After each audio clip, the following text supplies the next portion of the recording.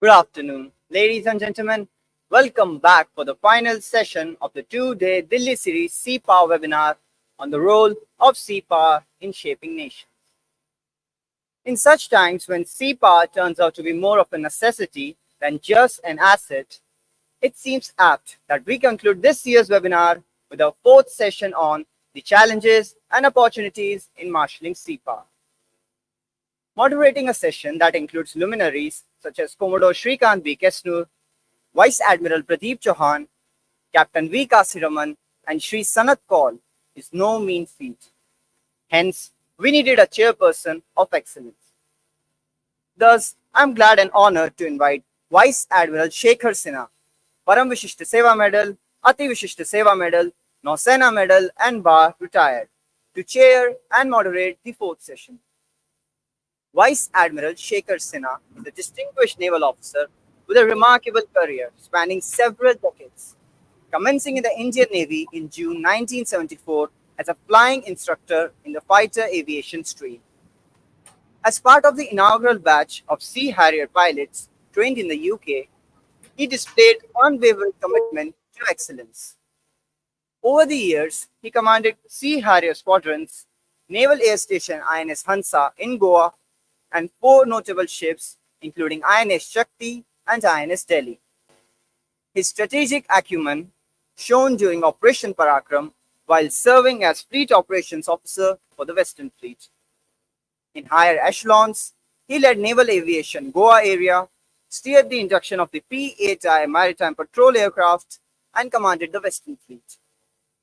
His contributions extended to pivotal roles like Controller Personnel Services, Deputy Chief of Joint Operations, and Perspective Planning and Force Development at Headquarters of Integrated Defense Staff.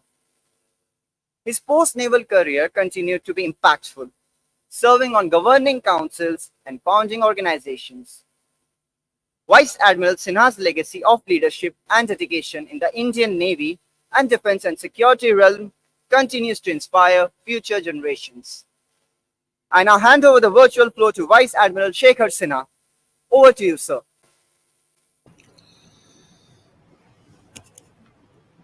Thank you very much, MC, for the introduction. Can you all hear me? Can I be heard? Yes, sir, you are audible to us. Okay. Firstly, thank you very much, Commandant Naval Academy, for inviting us to speak and interact in this session.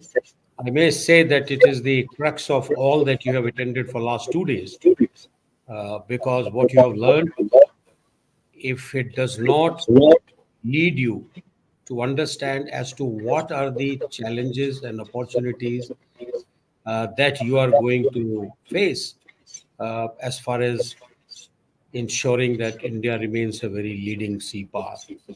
But the bigger challenge that I see is to hold your attention in this last session. Most of you must be uh, you know, quite saturated. But let me tell you that the best speakers have been kept for the last session, and therefore, I'm sure that they will not let you uh, go to sleep.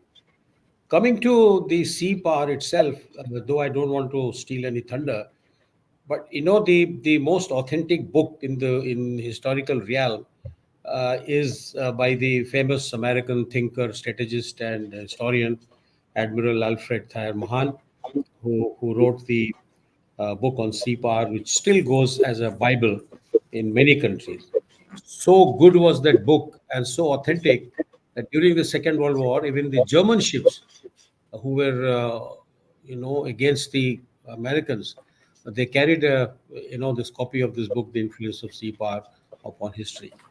Mind you, though he gave six fundamental components or elements of the sea power in his time, but over a period of time, obviously, technology has moved ahead, and therefore, a lot of the war at sea, will probably be initiated and fought from the assets on land. Sea power does not only mean that it is the combat power, but sea power is inclusive of everything that you do in the maritime domain. You have shipbuilding, you have ports, you have trade, you name it. It's all there. So I'll leave that and let me bring you back to the speakers first. And we have got the first speaker, Commodore Dr. Shrikant Kesnoor, Visist Seva Medal and PhD. I hope I've got that right, Shrikant. So, well, you all know, possibly you have read his biodata, and the fact that he requires more than the time allotted to him. So I'm not going to introduce him any long introduction, except to say that he is an authentic keeper or repository of the history of Indian Navy and matters maritime, and therefore I would say that what he describes himself as a maritime evangelist, I quite agree that finally he has recognized himself. So, audience, here it is, Commodore Shrikant Kesnoor. You know your times, Dr. Kesu, so you can stop at a particular time. I will not intervene.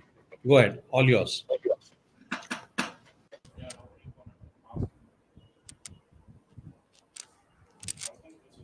Can you see the slide? Yes, sir. We could. Okay. Uh, Thank you ever so much, ladies and gentlemen. Thanks to INA for giving me this opportunity. I'll take my time as starting now with the indulgence of the moderator. Now, ladies and gentlemen, I begin with several degrees of difficulty. The first, of course, is a post lunch session when everybody is generally feeling like a good nap. The second is to have my boss, Admiral Sinha, as a moderator for this session. And then to follow Admiral Chauhan is always a very, very tough act. But having said that, the biggest difficulty arises from the fact that, you know, this is a topic on which much has been spoken today and yesterday. So I wonder what is it new that I can bring on the table. But as Admiral Chauhan has thrown the gauntlet and said, at one level, he's described me as a Don Quixote, but also he has said, do we have a grand historical narrative? So I thought I'll flesh out what may be the grand historical narrative when we talk of origins and development of CPA. But as you have seen, I have given it a slightly different twist. I have said thoughts and musings in India's maritime journey, because I don't think there is one single origin of CPAR or one single, aspect to which you can bring it to. Let me break it down, and I'll say that India's CPAR journey, and I'm doing this particularly lobbying it for the cadets, to say that it has four phases. The first is from the earliest times until the 13th century, and then a brief period until the colonial period, which we may not be able to have the time to discuss today. Then what happened during the colonial era, and then from 1947 until now. Now, what is it? Basically, while nobody doubts the seafaring abilities of our ancients, of our ancestors, that they established links all through the sea, I think the debate is, was there sea power? And what does this sea power imply? And ultimately, of course, all of that is important for lessons and relevance they have for today, particularly for us going ahead and for the cadets at INA, which is the future leadership of our Navy. Now, what is sea power? One view has been given by Admiral Sridharan, and my request to the cadets, some of these slides are full of detail. Don't worry, this is being shared with the INA. So just look at the key areas that I'm going to stress on. So he says sea power embraces all that tends to make a people great upon the sea, which means that therefore, were we great upon the sea, is a question that we need to ask. And what are the known facts, therefore? These are very much known facts. We built the world's first tidal dock almost 4,500 years ago.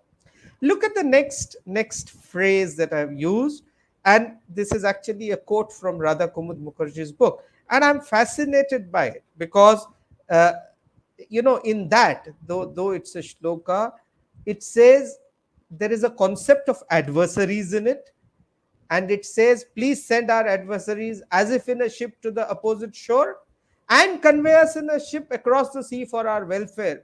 So there are notions of welfare, there are notions of adversaries or antagonists, and there is understanding of the sea as being good, both benign and possibly being harmful. And I thought this is a very fascinating quote. But essentially, ladies and gentlemen, the maritime vector in India provided the key for all exchanges and encounters, whether it was people, connectivities, missionaries, art, architecture, food, cuisine, everything. It was a maritime vector. And there was a glorious maritime heritage, with India having centrality in Indo-Pacific till the middle of 13th century. And then, of course, we know what happened later. Sea was neglected in the later part. Now, this is a very cluttered slide, but this is a quote that I have taken from a book, and this book is not about navy, it is about tree and serpent, early Buddhist art in India. And look, I'm going to read what the first sentence says. For Romans, India existed in a liminal zone between the phantasmagorical and the mundanely purchasable. We are talking of first century, you know. There were 120 Roman vessels sailing annually into India. And look at the last para, to the disdain of traditionalists such as Pliny. And he goes on, senators now strolled through the forum sporting onyx jewelry from the Deccan, while urban tradesmen seasoned their wine with aromatic Himalayan spikenard. Soldiers along the Hadrian's wall flavored their rations with Malabar pepper, and Roman gourmands enumerated among the spices that must be in the house the Indian staples of pepper, ginger, clove, and cardamom. Even paupers could catch wafts of Asian cinnamon immolated at local temples.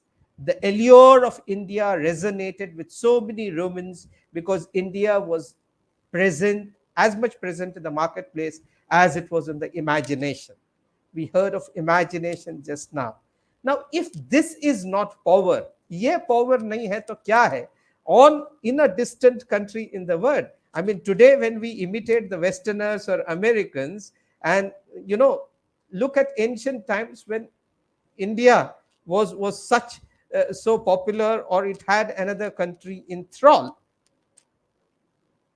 Now, let us go to the essentials of sea power, and I'm breaking this down into different eras or different periods for us to have a look. Again, these are some busy slides, but I thought I must flash them because they sort of give some detail.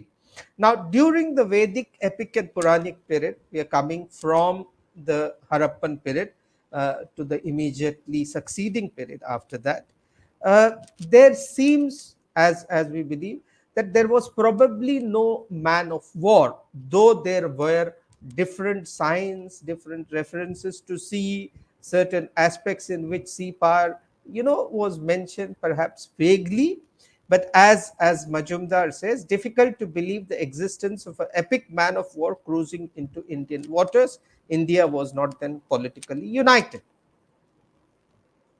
Now, Aparna Kapadia, in an article in Scroll, she's a famous historian, says much the same, that first century sea, Indian Ocean was a place where merchants without navies ruled the high seas and trade without colonialism flourished.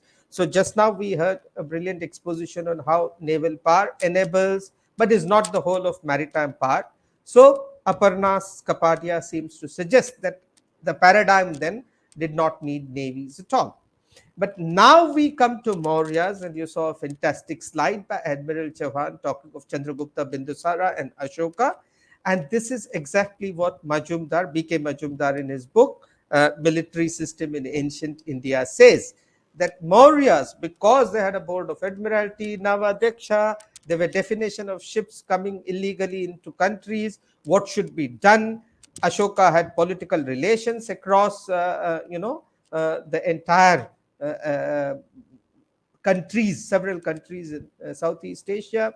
We have mention of Yavadvipa and Naga episode, that some Nagas misbehaved and hijacked Indian ships. Some of it is shrouded in legend, whether it happened or not, but they came back to repent and paid back everything that they had looted. At this time, you had Kaundinya, starting an Indian branch or an Indian empire in Cambodia.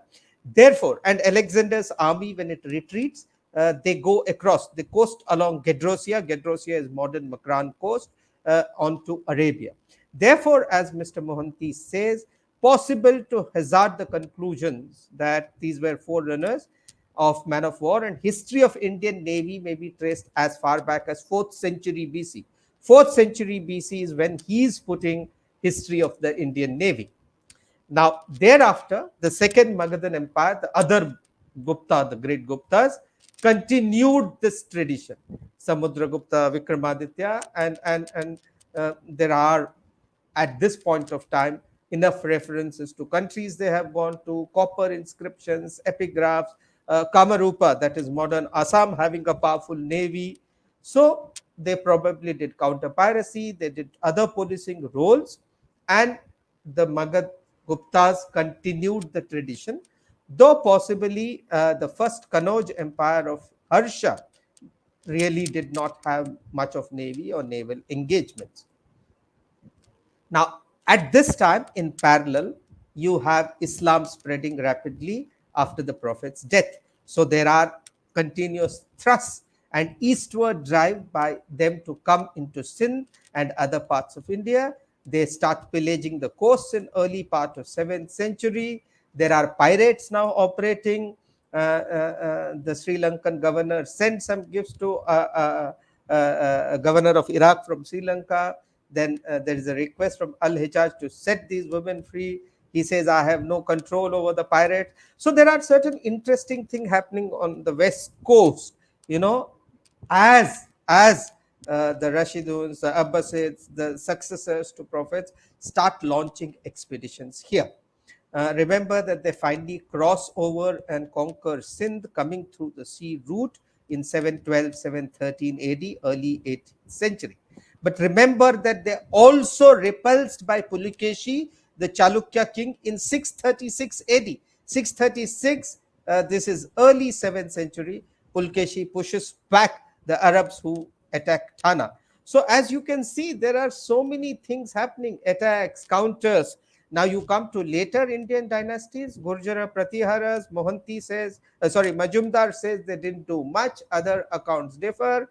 Tripuris, the Kalakuris of Tripuri, Jabalpur, probably not much, but conquest of Ceylon by Vijaysimha, one of their kings, late 12th century. The Palas of Bengal had a good navy, and they were preceded by the Gaud Sasankyas. Both of them had very good navies. And then, of course, you had Saindhavas in Gujarat, who also had good navy, and many of them had naval emblems like fish or boar. All of that, indicating understanding of sea power. Now, apart from all this, then you had the real biggies, which are the seafaring dynasties of the East Coast. And look at all of them. Satavahanas, Pallavas, Cholas, they are there for 400, 500, 1,000 years. The Pandyas, the Kalingas, the Kakatiyas, the Reddis, all of them. The Cholas, of course, and I'm not going to belabor this point because enough has been said yesterday by Mr. Sanjeev Sanyal, by others, and I think this is studied by everyone. They are the more obvious candidates. But between 1017, 1025, two major expeditions, the Shailendras of Sri Vijayas are defeated. But most importantly, remember this, ladies and gentlemen, the military organization in other countries, in Funan, in Champa, in Vietnam, Kambojadesa, Cambodia, Sri Vijaya is on Indian pattern. So today we quote Mahan and Clausewitz. We study their doctrines and theories. But at that time, the countries were studying the military organization of India, of Cholas, and they were trying to imitate and copy. The only problem that we have, and I think Admiral Chavan has also stressed, unfortunately, we still do not have enough information, enough books, enough documents about their Navy organization. Us. But there is enough to know that this is the extent of Chola sea power. I think all of you would have seen this slide. No, now this is what Mr. B.K. Majumdar says in his book, The Military System in Ancient India. From 2nd to 5th centuries, the Hindus, and he is meaning not so much religion, because remember Islam had not yet made its presence at that time. Is maritime activities which culminated in the establishment of political power beyond the seas, and they should remain a glorious episode in ancient Indian history. Now, a French professor called Professor Georges Cades, who has never visited India, he spent extensive time in Southeast Asia, and he called this term as Indianization, the expansion of an organized culture that formed upon Indian conceptions of royalty, Hinduism, and Buddhist culture and Sanskrit language. So, what are we talking? The same way that we imitated the Angrez, the same way we spoke their language, the same way we adopted their practices, the same way that I wear a blazer and tie and come and speak now. India, ancient India, had that kind of a position in several countries of the Indo-Pacific. You see Rome on the west, you see Southeast Asia in the east, and this is what ancient Indian maritime influence was. Therefore, our canvas, yesterday Admiral Arun Prakash talked about the first half of that para. So I am emphasizing the second one. From 5th century BC to 6th century AD, naval supremacy rested with continental powers. I think the CNS also made this point. It is possible for continental powers, if they have sufficient maritime awareness and maritime understanding, for them to be the lords of the seas. Now, also, this was mentioned by Professor Radhika Seshan yesterday. There was a difference between Arabian Sea and Bay of Bengal, and there are many other differences in terms of the fact that the Bay of Bengal, there was more of whole of government support. So that's why, as Panikkar says, Arabian Sea was used basically for trade, whereas in Bay of Bengal, they were political projects based on extensive colonization, and it ceased sometime in the 13th century. Or, as Mr.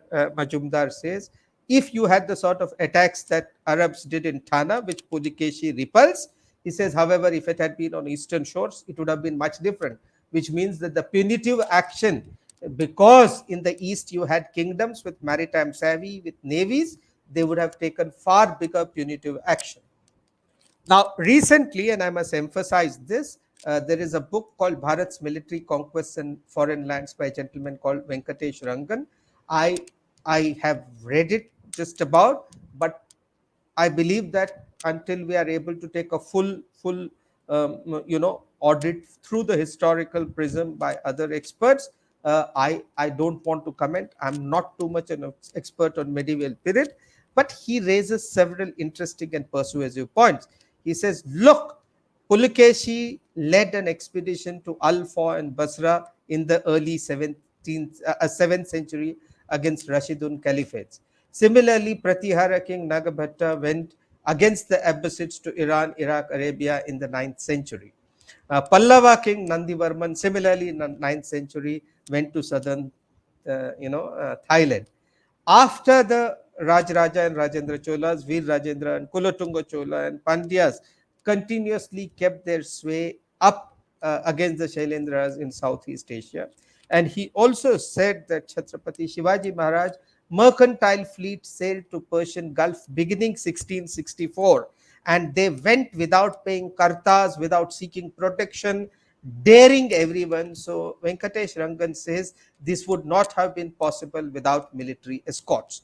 Therefore, this is some new addition to our understanding of our sea power, and I think we need to read this very carefully. But essentially, ladies and gentlemen, attacks on trade were seen as attack on national sovereign space. Now, please go back to what Professor Holmes said, that look, the essential job of Navy is trade protection. It is maritime commerce. Now, this was the understanding long before Mahan came in, that was implicitly understood by Indians, that commercial and cultural power would not have existed without political power, and attacks on trade were seen as attack on national sovereign space. In sum, therefore, our sea power, while there may have not been engagements between fleet, so long as there were trade protection, there were counter piracy, there was enforcement of taxes, there was transportation and landing of ground forces, freedom of seas were maintained, port cities were used to provide facilities, there was safety for traders and sailors irrespective of nationalities. So I ask you again, if this is not sea power, what is sea power? Therefore, I would humbly like to submit that Indian sea power existed. It existed from times much before the Common Era until at least the 13th, 14th century. And that's damn big, ladies and gentlemen. Not many countries can boast of such a vast period in which they had sea power. So we must tend not to see history through non-simplistic or linear or a little bit out of what happened in colonial times and bemoan the fact that there was no sea power. So one of the lessons of history, of course, is that the Indian Ocean region flourished under an informal rule-based order. The same thing that we keep saying again and again today, a rule-based order, and that system benefited everyone. But it was the arrival of Europeans that altered the paradigm, and we must remember that. So, when Vasco da Gama landed in a place very close to where the Naval Academy is situated, he had one thing. He had absolutely no riches, but he had one thing that the people at that time did not have, and that was gunpowder. This is despite the fact that gunpowder was a Oriental invention, so to speak, and that in some ways was the problem. But the bigger problem was not merely the having the weapon or the capability, it was the mind. And look, we kept keep talking of Grotius, open seas, mare liberum, mare clausum. Look at what the Portuguese said. This common right is there in Europe, it is there for those who follow Christ, but the rest of these infidels, these heathen, they are not justified in applicability as far as this law is concerned. And this is what Cabral, the leader of the second Portuguese expedition, he either said or it's attributed to him. Jordi Barros was the historian who wrote about it. But this is, I mean, this is Jiski Lathi Uski Bhais or Khule Am Dadagiri, that this exists in Europe, but it is not there in these waters, though they straight away altered the paradigm. And look at countries that are seeking to do it today. When countries today say whole of China, the whole of South China Sea belongs to us, it is the same sort of dadagiri. Therefore, the principle, those who rule the waves waive the rules. Now, I'm not suggesting, ladies and gentlemen, that India wipe the rules. But if you want to prevent others from doing so, then obviously you must want to seek to rule the waves or develop some level of maritime prosperity and sea power. Now, this is exactly, I'm not going to spend too much time, but if you study how the Brits built their empire, the Pax Britannica, it was using Royal Navy for control. The Indian Army, it was the Indian Army that was used to conquer, not their armies, and political and intelligence apparatus that consolidated Indian Dhanna Seths, who were the venture capitalists, and through creation of infrastructure and ports. So today, when we talk of maritime power, we must remember that all these lessons are there as breadcrumbs in history. When you talk of whole of government approach, when you talk of cohesion, when you talk of capability as against capacity, uh, as a history maven, I would suggest that there are lessons in the past. Now, what were the Indians doing during this colonial time? Look, they were great fighters. I mean, the seafaring DNA, the sea power DNA was there. The Kunjali Marakkars, again, in a place very close to you. Let's not forget that they resisted the Portuguese for 100 years. We must not forget that. Rani Abbaka has been mentioned by the Admiral, and Abbaka was 3 centuries before Rani Lakshmibai, without any disrespect to the latter, and the great Marathas. Now, the problem, though, is that because by that time we had coastal navy or no long sea legs, now Venkatesh Rangan book suggests something different, but we'll see that. And Mughals, of course, unfortunately, and this is not about Muslims, it is the Muslims who came to India, the Turks, the Persians, the Afghans who had no taste for salt water. Because remember, the Arabs, the Omanis were fighting the Portuguese. the Mughals had no taste for seawater, and they outsourced their navy to Siddhis. And you must read, ladies and gentlemen, the story of two vessels, the Ganji Savai and the Rahimi. Rahimi, the earlier one, built by Queen Mariam, the wife of Akbar, and that ship gets pirated. It gets hijacked by the British, and the Mughals can't do anything about it. It is at that time the biggest ship that the Mughals have. They have to pay a huge amount of kartas for going to Makkah and coming back with goods from there and getting pilgrims from there.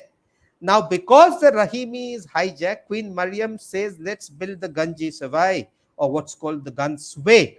Now, Ganji Savai is built to become the most powerful ship in the Indian subcontinent at that time.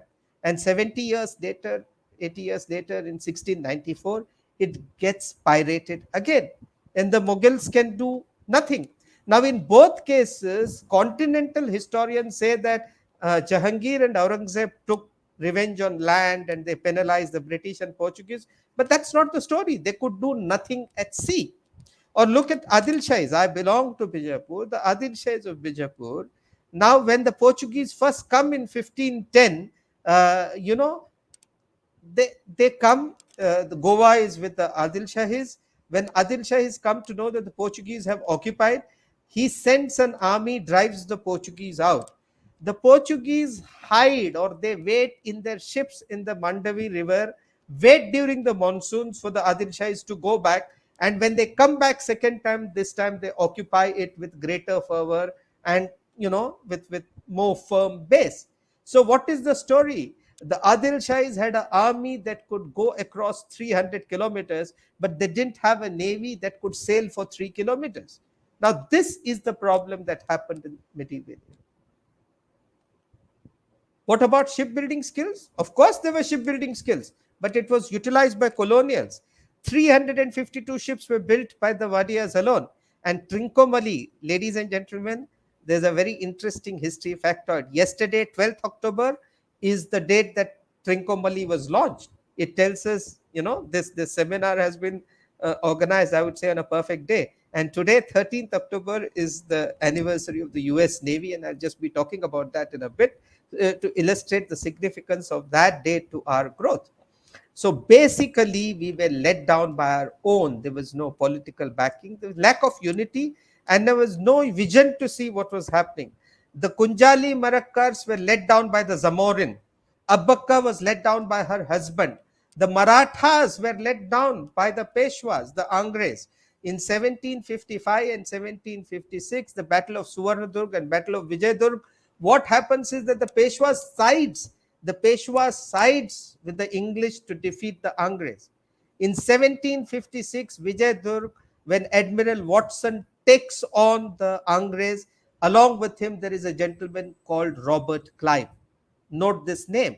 Robert Clive sees how Indians can be divided. 1 year later, Battle of Palashi happens, where Siraj-ud-Dawla and Mir Jafar are put against each other.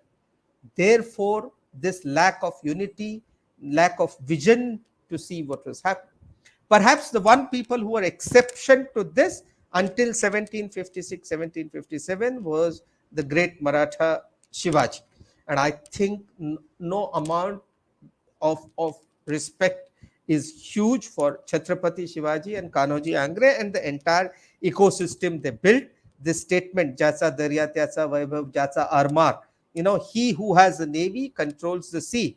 It is ascribed to Shivaji, quoted by Amatya Pant in Agyapatra, the Prime Minister, written a few years later. But from about 1656, 1557, when the first keel of the Maratha ship is laid, till about 100 years later, the Marathas brought in resurgence of India's maritime power. It was huge resurgence of India's maritime power, which had everything. And remember, the Marathas had the toughest battle. They were fighting continentally with the Mughals, with the Adil Shahis, with several others. They were fighting at sea against the Portuguese, against the British, against the Dutch and Vengurla, against the Siddhis, against independent kingdoms of Savantwadis. So for the Marathas to do all this in those 100 years, I think we we got to say hats off to them and what they did. It was a period of maritime resurgence as far as India is concerned. But what are the larger issues, the lessons of colonial period? We were centered on sea denial and not sea control, lack of documentation of naval battles. And here I'd like to bring in that unfortunately they've not been studied from the tactical level. This has to be done by naval officers. I would recommend both two Prakashes, Commodore G. Prakash and Commodore B.R. Prakash. Both have done certain studies on this, and we could follow up from that on tactics. But this was an era where you moved from close combat to standoff, and I think that is where we lost. Also, the colonial past, because now they were sailing more over the world. Not only they had better guns and ships and technology, they had greater geopolitical awareness. Therefore, this is the time when we lost out in tech race. Of course, technology can't be the only thing, but I guess this is where we lost out a little. But what are the takeaways of history? So I go back to Mr. Majumdar and he says, look, let us not romanticize and say ancient Indians were not concerned with war. He says war and diplomacy, expansion and imperialism occupied much of their time and energy. They led armies in battle and they created navies, and you couldn't have done this. You can't rule empires without doing it.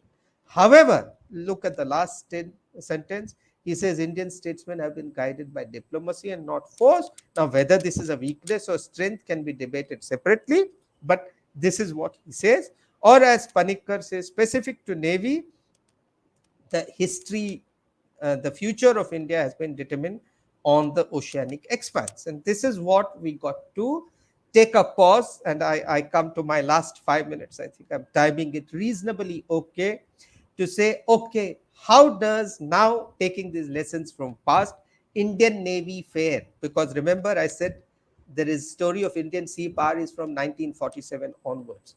Today, ladies and gentlemen, 13th October is the anniversary of US Navy. These are two tweets which I took last year.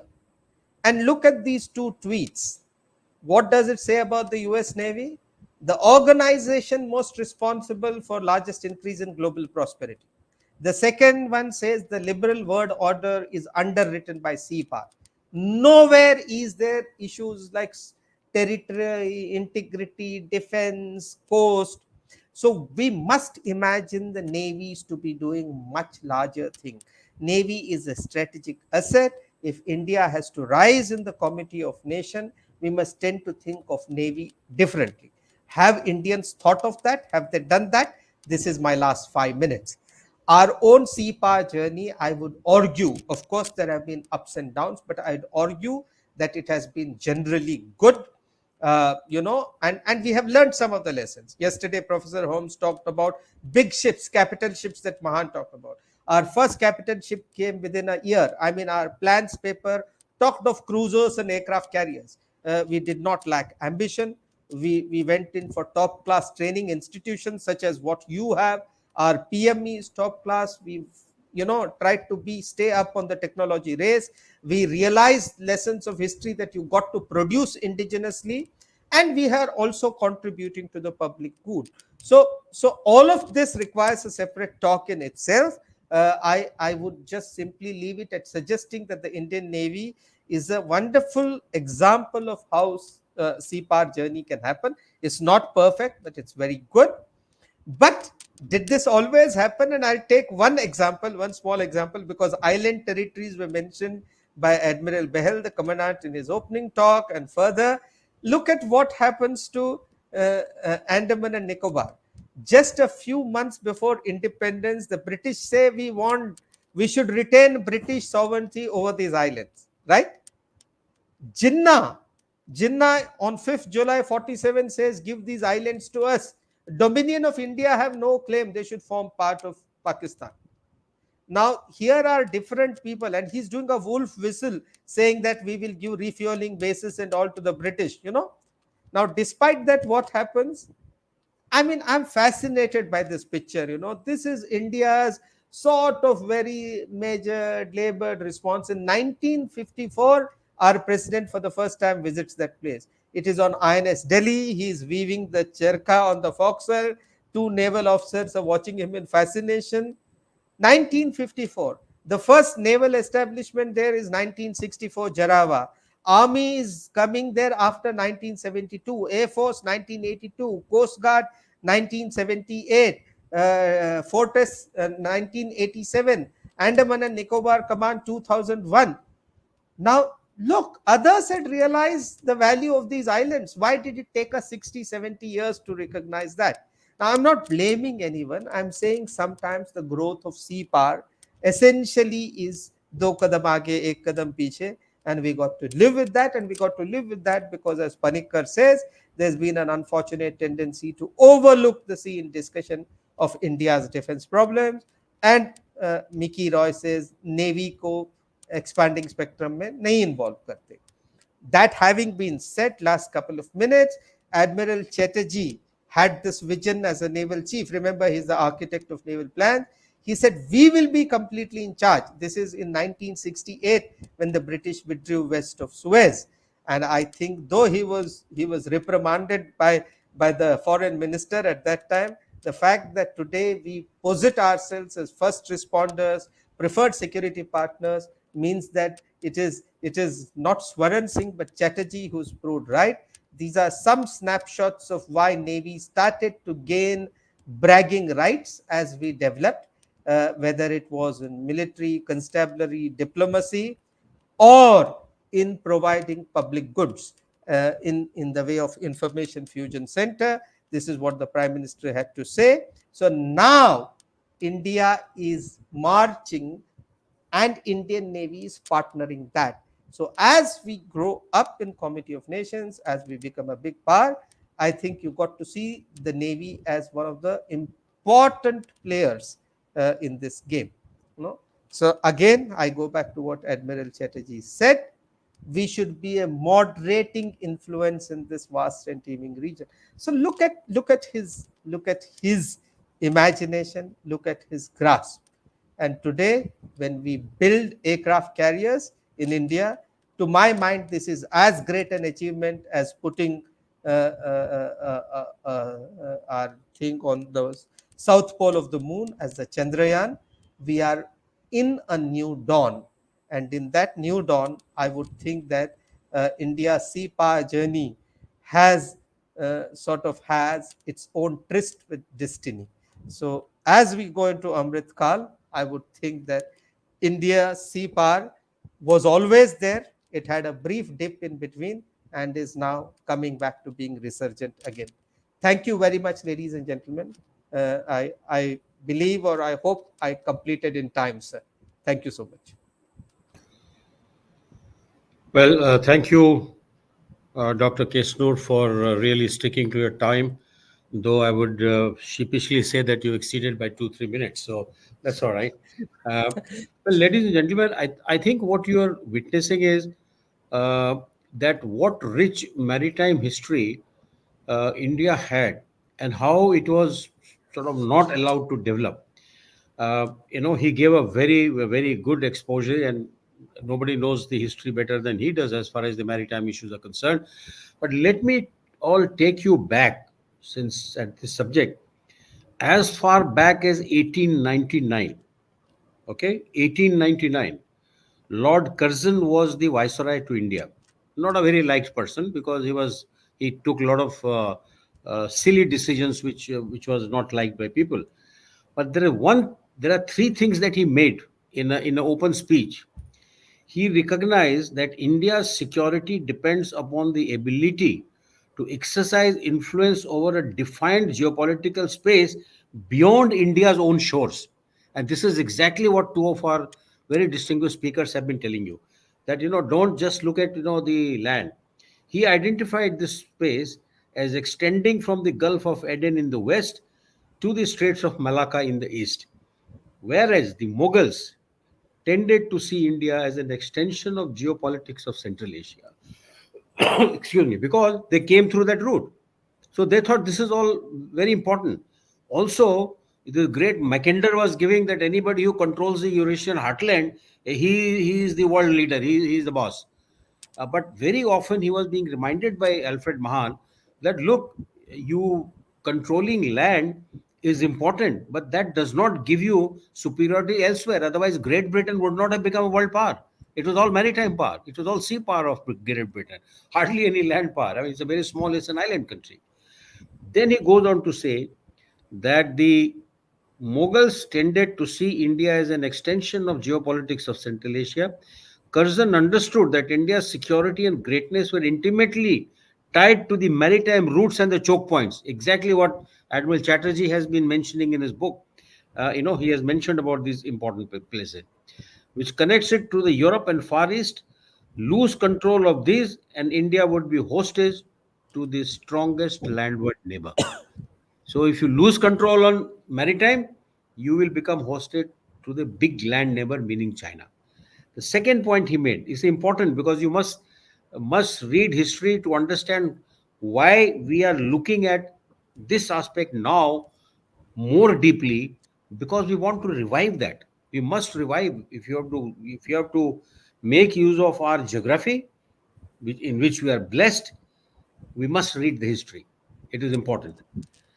Second thing that Curzon recognized, that India's main landward attention must be directed to its frontiers, namely to the task of maintaining viable buffer states adjacent to the northern border, right? And this is exactly what we don't seem to have it right now, and therefore the land borders are becoming more and more. If we had the buffer the way it was expected, there was no Tibet. Tibet was an independent country at that time, so it was acting as a good buffer. We don't have it anymore. So this is a big problem. The third point that he makes, very important, that he also understood that building influence in these neighboring spaces required India to offer an attractive commercial and strategic alternative to charm the rivals. This is where possibly China has done better than us, and therefore they have got little more influence in the neighborhood. And he says that, your business model or economic model should be such that it should get intertwined with the neighborhood, and only then you are safe. So this has been said number of times, but unfortunately, the later on, when the British came here, there was a very good attempt not to highlight the Indian maritime heritage and the manner in which people fought. Even now, those of you who will go to Bombay, you will see where now the present, I think the Angre office is there. Headquarters of Western Naval Command used to be there. It is inside a fort, and the number of holes you will find, because the British were occupying that, the Portuguese had bombed that place left, right, as the Marathas had left bombed that place. Okay, there's a tree which is more than 250 years old in that courtyard. So we got to understand as to why you are reading this and why not so and so. So thank you, Dr. Kesnoor. I think it was very brilliant discourse of the maritime history, and I think you have always been so. So I have heard you number of times, and we have been together. Really very fortunate to be your shipmate. Thank you. Thank you, sir. My honor, and I'll go backstage, or I'll wait backstage. Okay, let me just give a very short introduction to Admiral Chauhan, which is a very tough thing to do because his introduction can run into pages. A very distinguished naval officer. We have grown together in the service, and I've seen him worked very closely.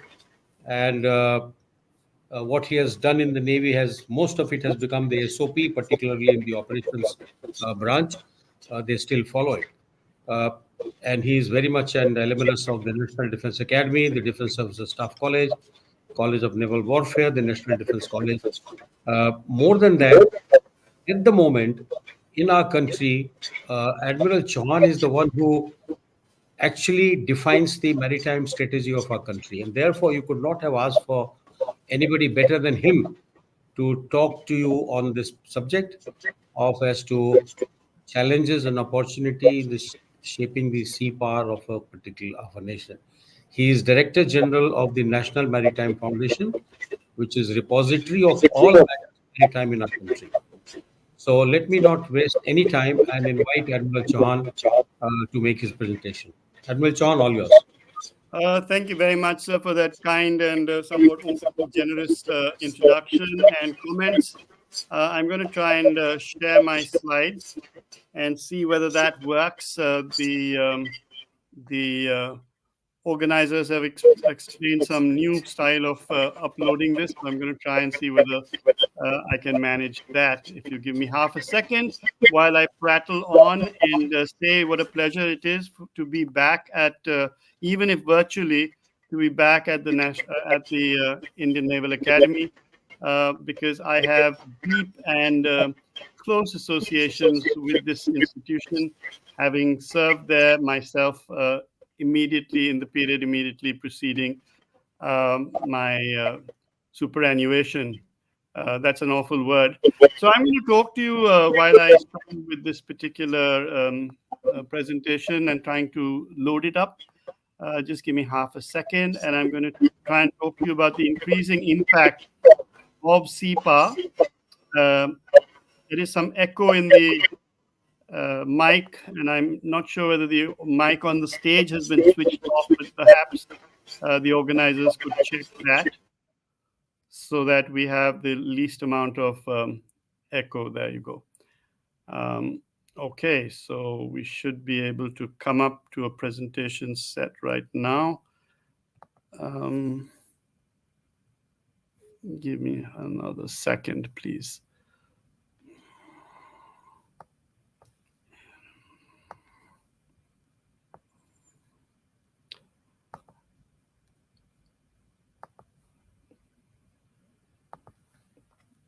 Okay, so you ought to be able to see this in a second as soon as that circle finishes loading. And it would be awkward in the extreme to have the first speaker not being audible and the second speaker not being able to be visible. But if you give a second or two of your patience, I will come to what I want to say.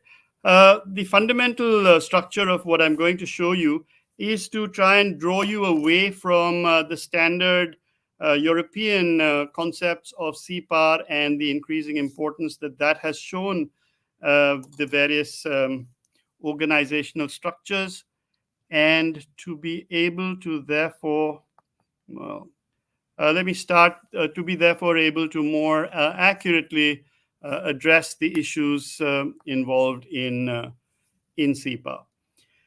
Let me start with an assertion that the next 2 centuries will be centuries of the sea. And in over these 200 years that will elapse, India will either be a maritime power or India will not be any kind of power at all. Now, this comes as a bit of a shock to people who are obsessed with the Trans-Himalayan border.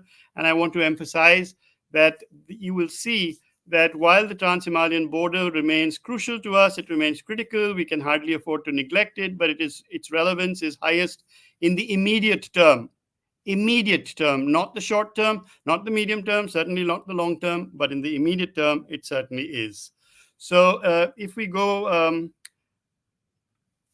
ahead, let me try and explain once again that maritime power is really the ability of a nation state to use the seas for its own purposes while dissuading or deterring or denying others the use of the seas in ways that are to its disadvantage.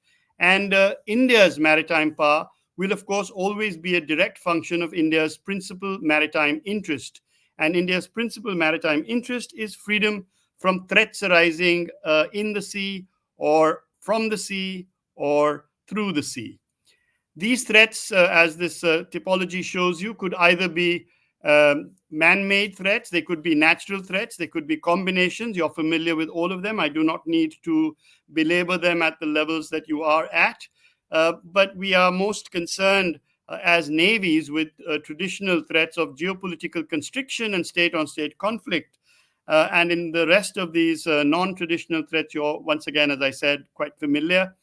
We also have a set of natural threats, including cyclones and tsunamis, and combinations such as climate change, ocean acidification, and ABNJ and BBNJ, where ABNJ stands for Area Beyond National Jurisdiction, and BBNJ stands for Biodiversity Beyond National Jurisdiction, both of which are significant problems that we are currently facing.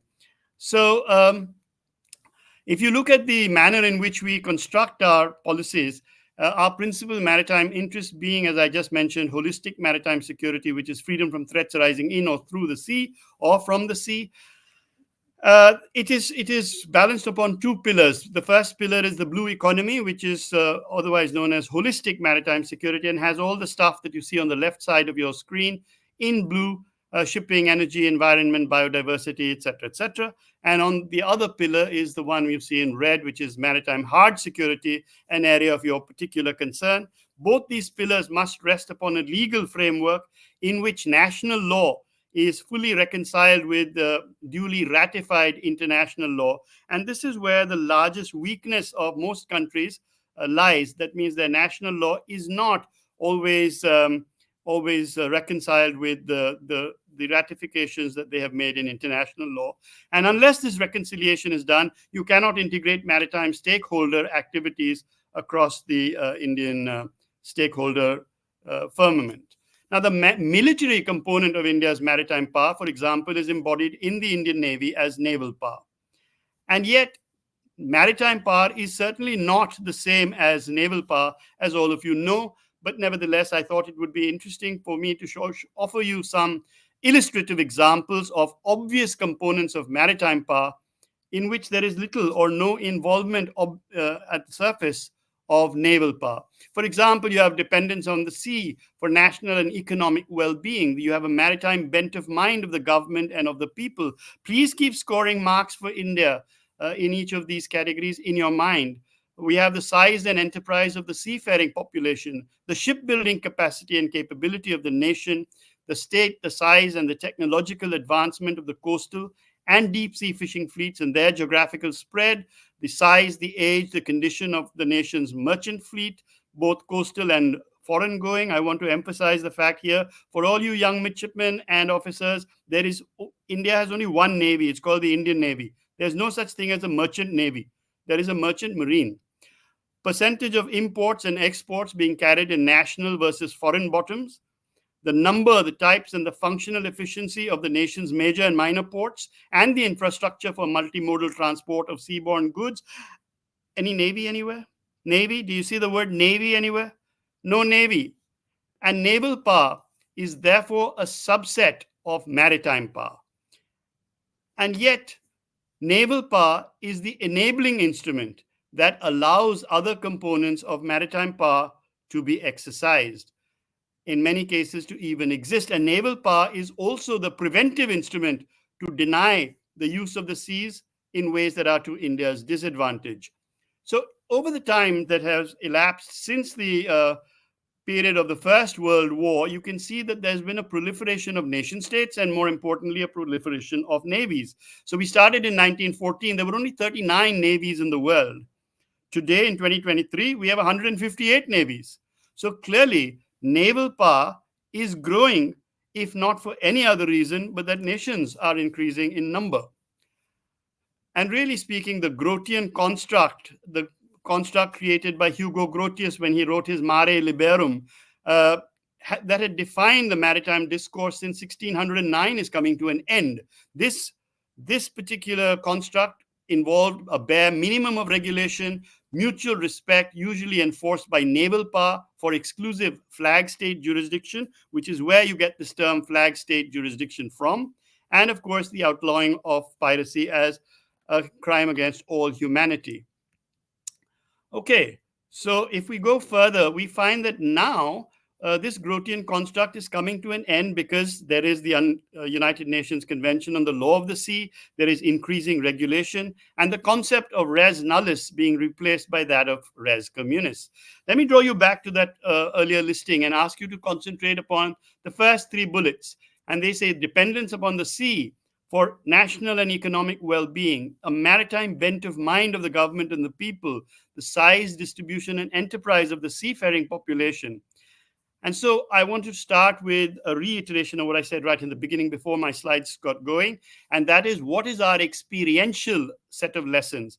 Our experiential lesson number one is that the processes, the means, the methods which were adopted by countries such as the UK and France, which were major maritime powers in the Grotian period, might not.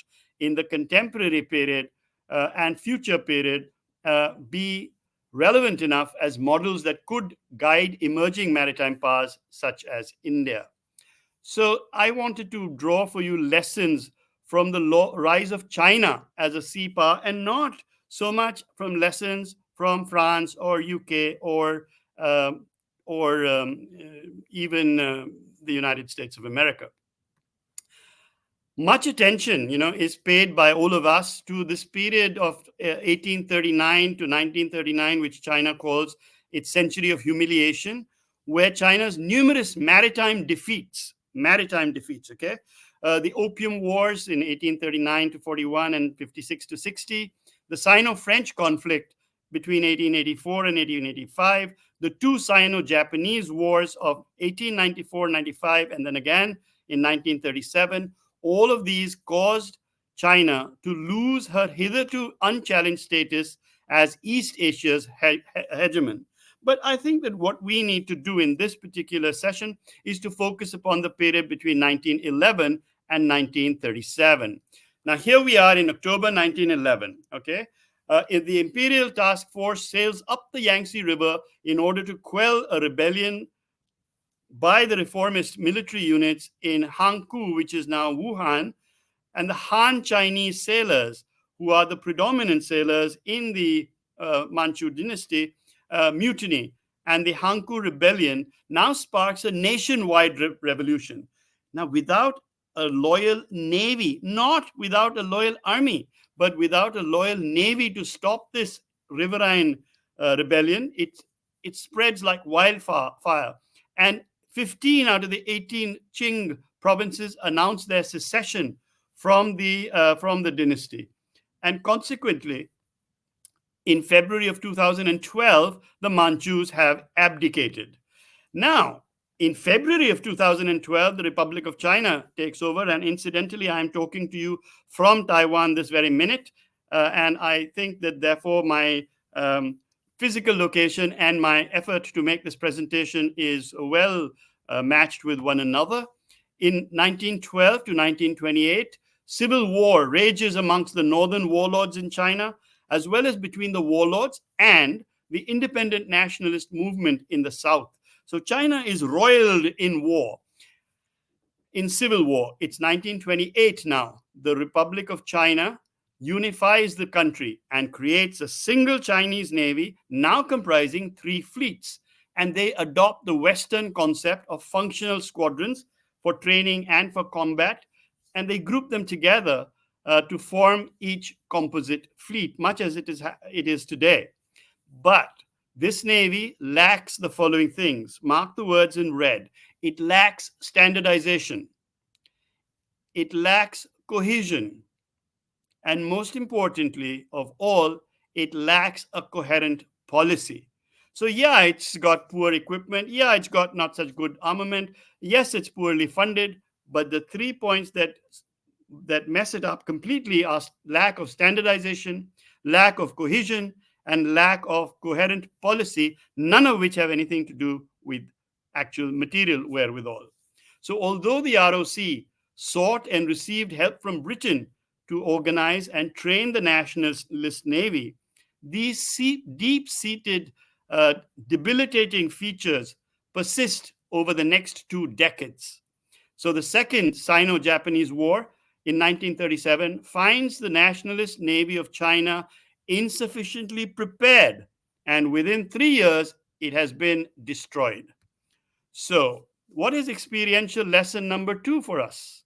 1 is that capacity shortfalls by way of material wherewithal means ship, aircraft, submarine, dockyard, all those are important. But infirmities in capacity, which is human ability, organizational skills, training, policy cohesion, in other words, lack of cohesion, incoherent formulation and execution of policy, and poor development of intangible factors such as inspirational leadership, aspirational sensitivity, and morale are far graver than the fact that they had capacity shortfalls.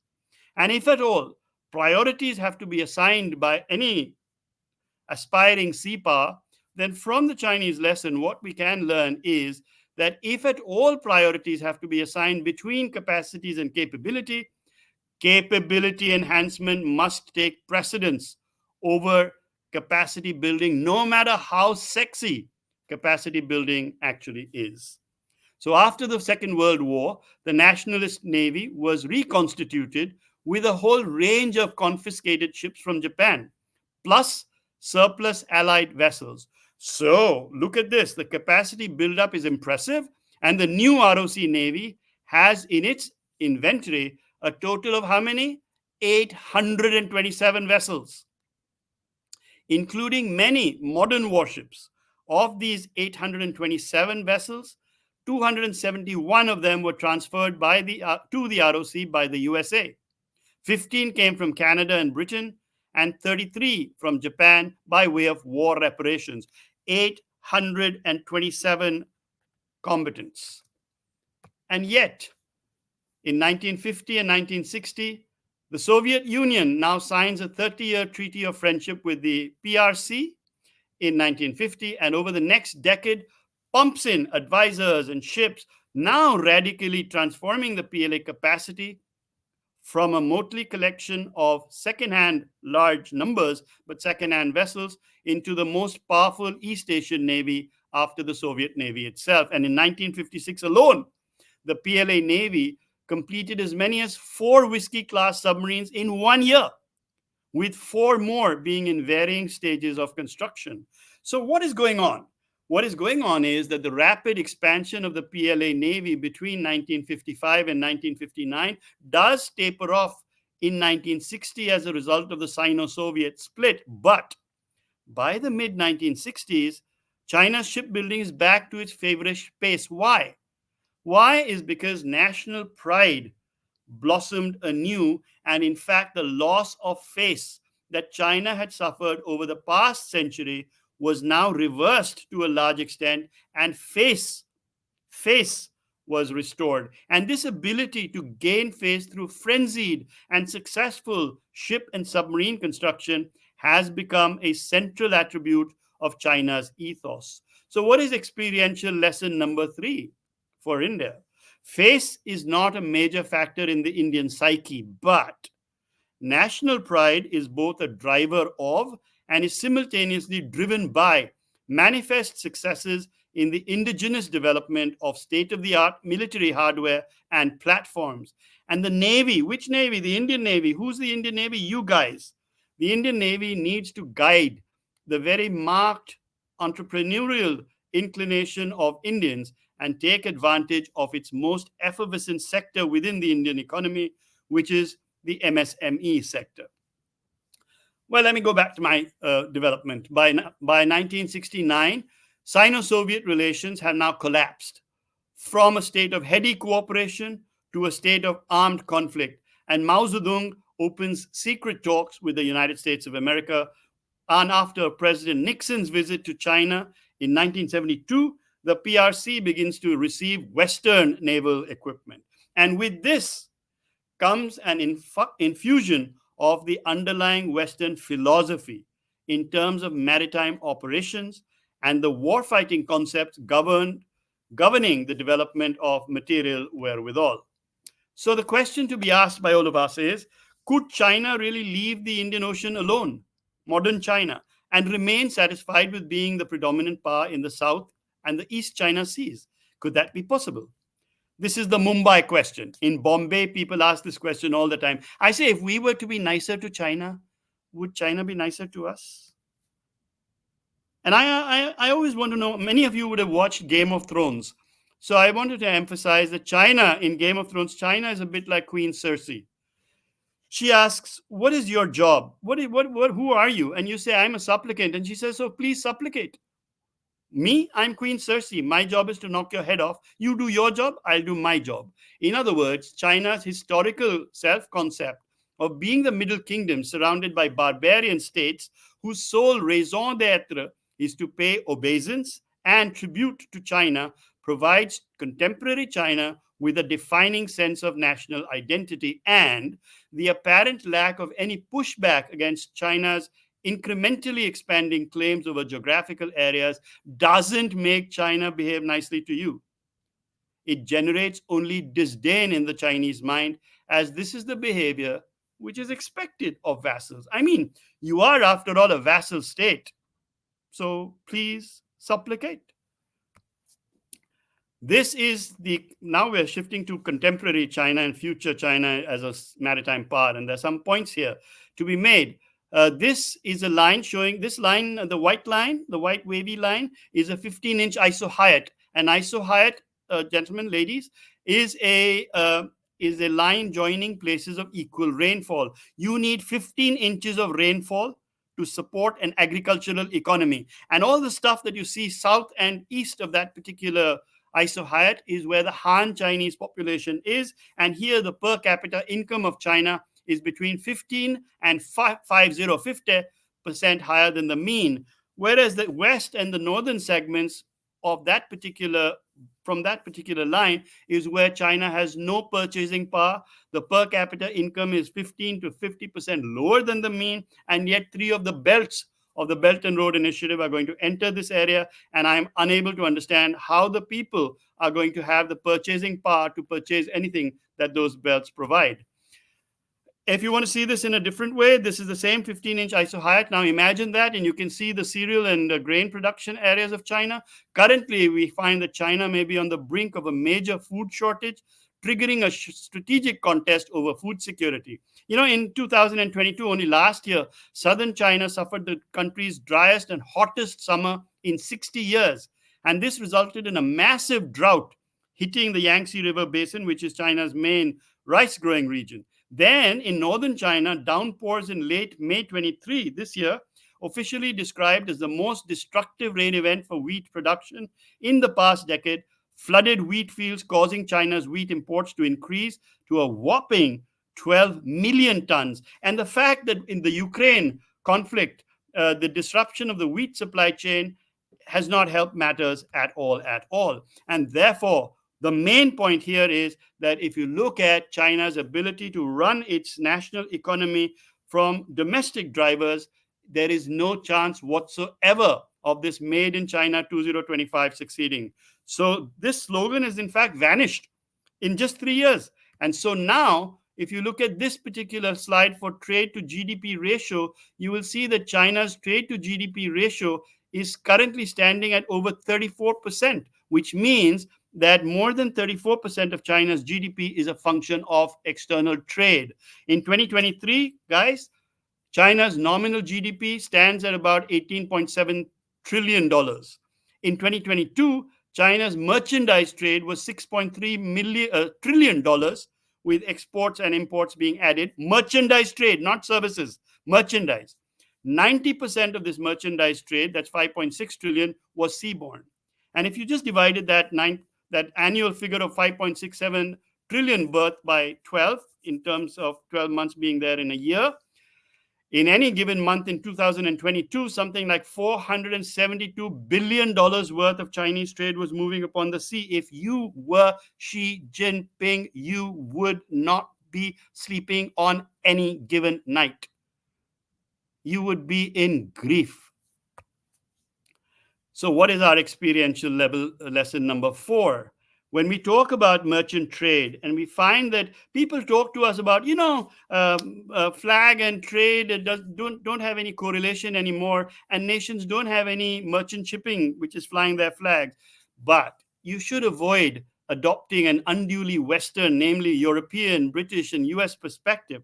In actual fact, if you look at the diagram there on your left part of the screen, the merchant fleets of Asian maritime powers, example, India, China, Japan, South Korea, are increasing, even as those of the Grothian era powers decline.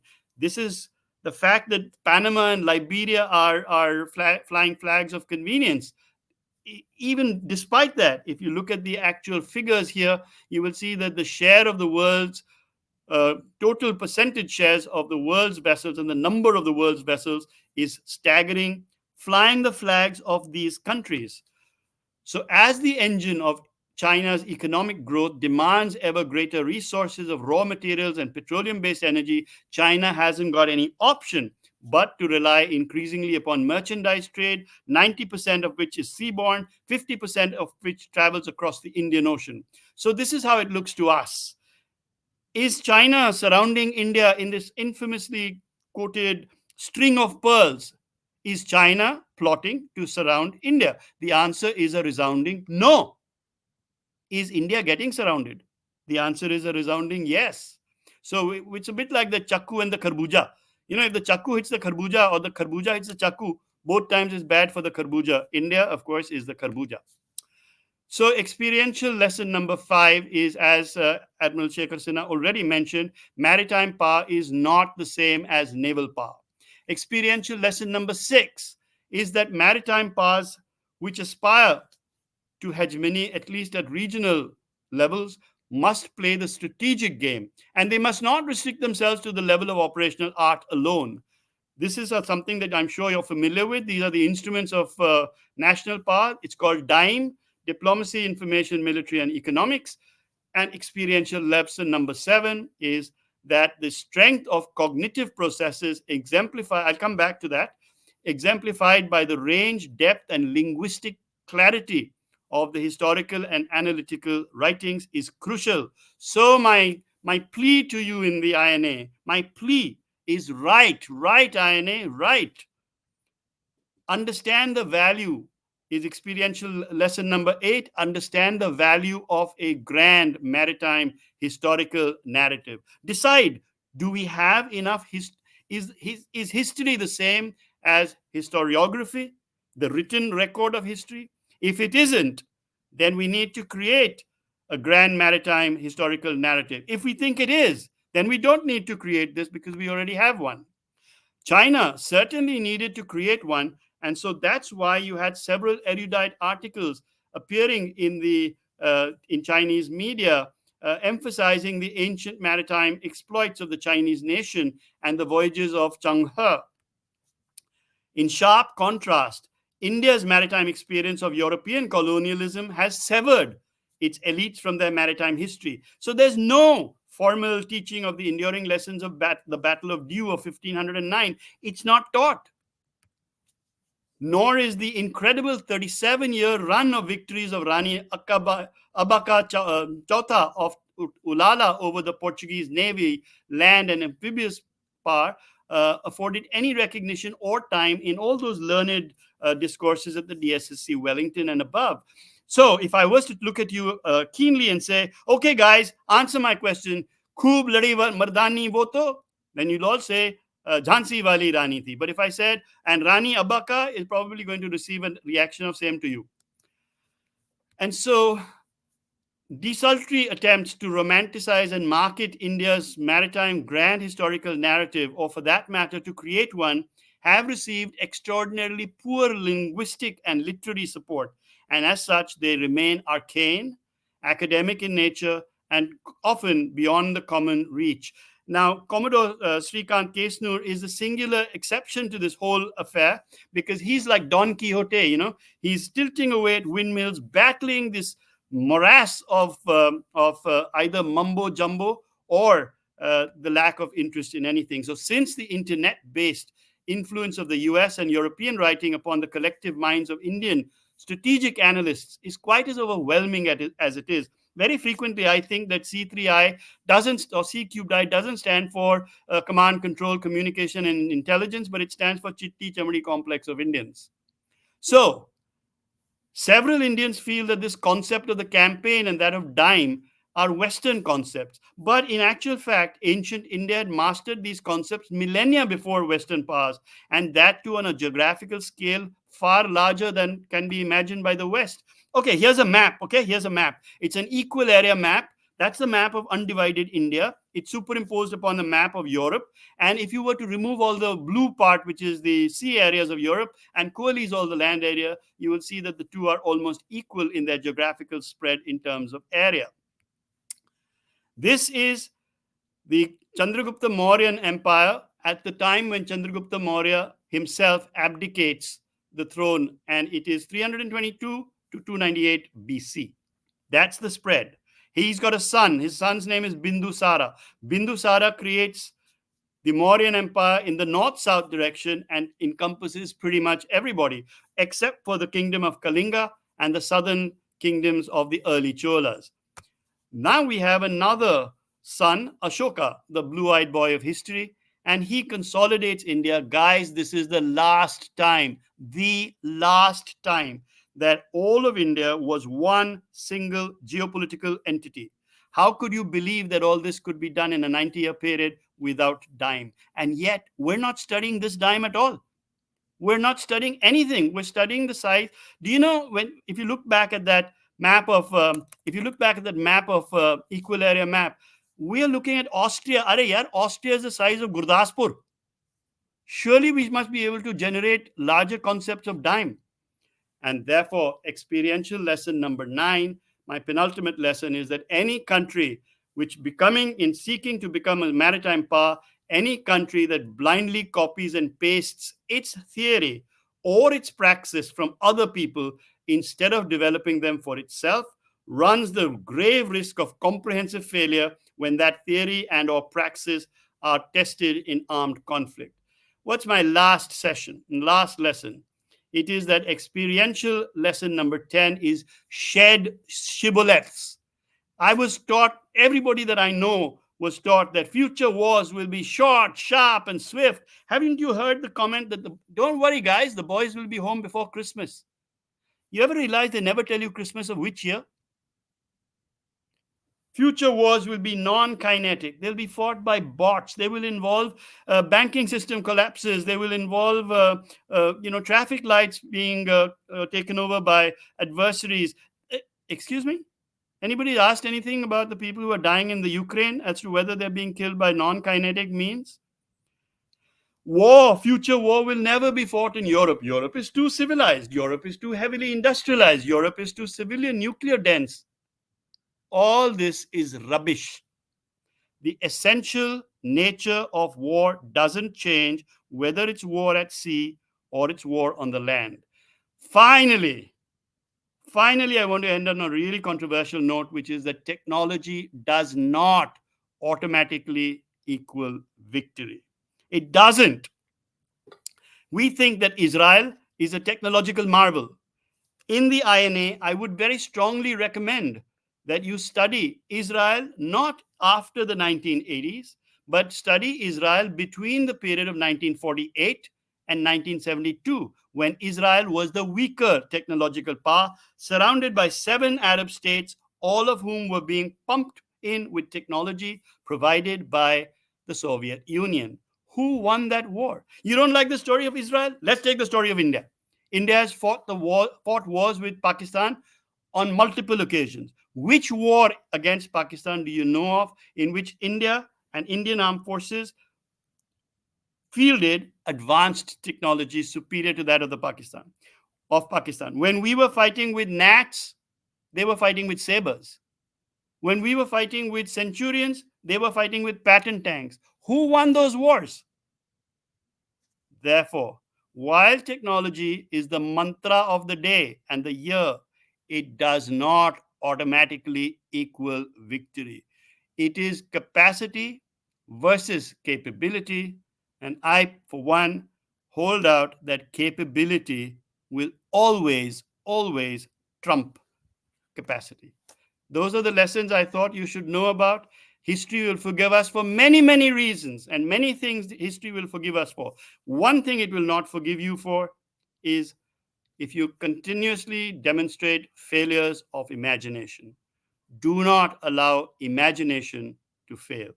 And with that, thank you very much. I will rest my case, try and get out of this presentation mode, and hopefully be able to exit. I have no idea how this is done, but I'm presuming that that's it. So, Shekhar sir, thank you so much for the opportunity and for being so indulgent with the time. Well, thank you very much, Admiral Chauhan. Firstly, I must compliment you for finishing exactly in the time that you had asked for. And by the time I made a message to you that 5 minutes to go, and you finished it in 4 minutes. So Congratulations, and I really appreciate that. Ladies and gentlemen, I think you could not have had a better exposition to, how the sea power, by itself is not a naval power. What all goes to make this sea power, and those who have not understood in the history just see the outcomes, and those who have understood look at the outcome. And let me tell you that this is not the only time that we are, or Admiral Chauhan is requesting you to go back into the history. Mind you, even Alfred Mahan, he wanted to educate the American politicians and the naval officers, and he wrote nearly 20 books and hundreds of papers, which, and many such papers are being written by Admiral Chauhan.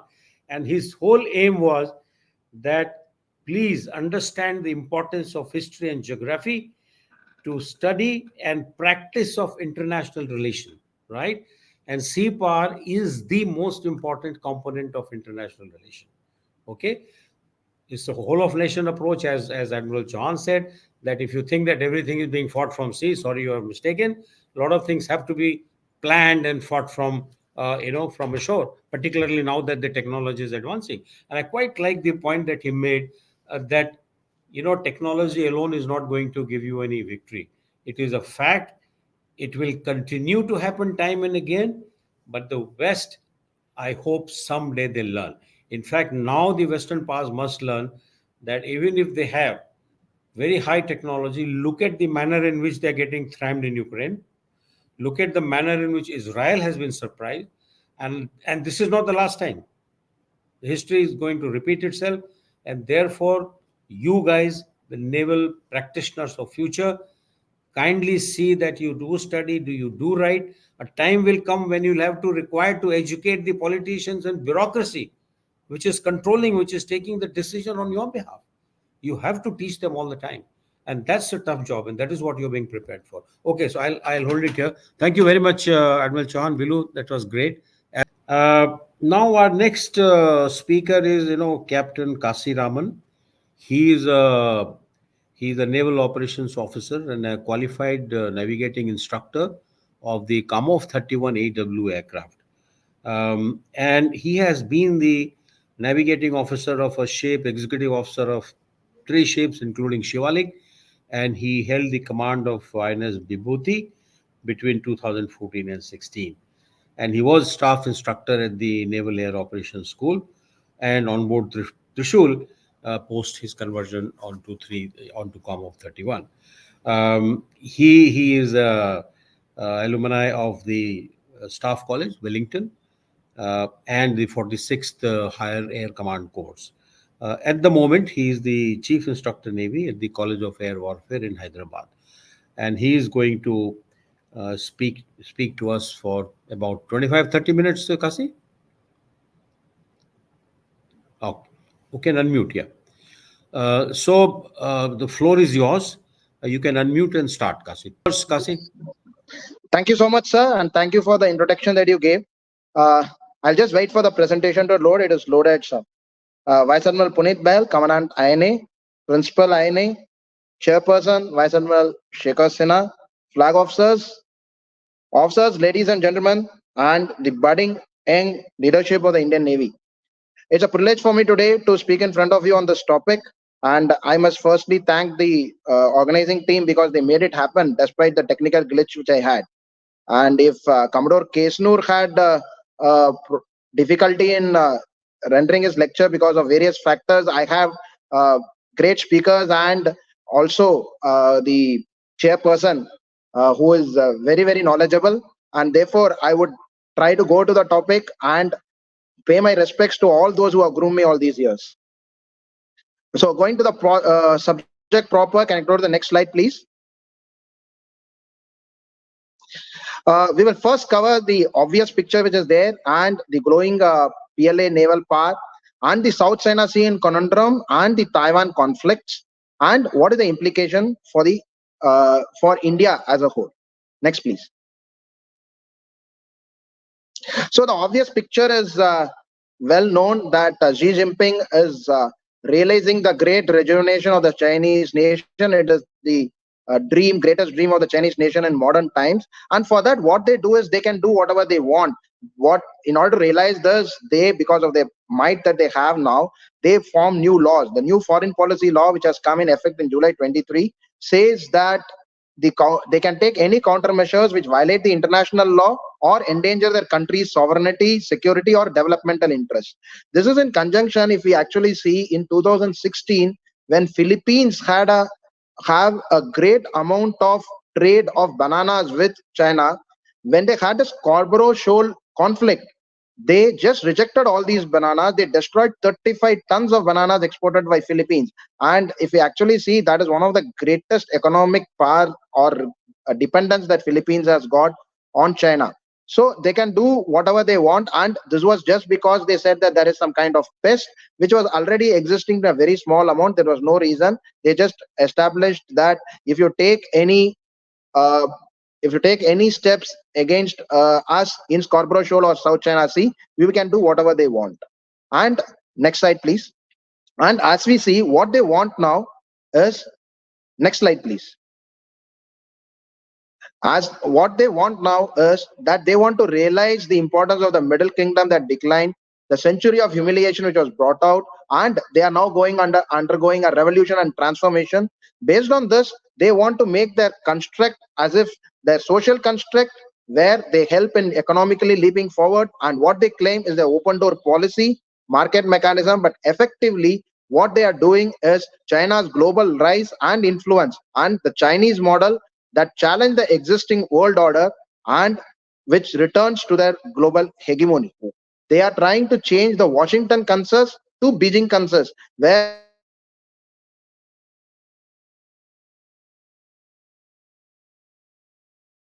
policy law of 2023, which they had, and they also are espionage law. They make all these laws which suit themselves, and they implement it with their hard power which they have. Next slide, please. So in conjunction with this, there was a study which was done by the US, and the US actually brought out in 2020 that as far as China is concerned, by 2030, they will have 425 ships, which are actually battle force ships, which includes ballistic submarines, SSBNs, SSNs, diesel attack submarines, aircraft cruisers, carriers, destroyers, frigates, corvettes. And in relation to that, US Navy would only be able to have 297 ships by 2020. And what they will do is that by 2030, they will only end up having about 310 or 315 ships. And because of this, the kind of power, naval power that the Chinese have, they will not be able to counter that. And that is the study which was done in 2020.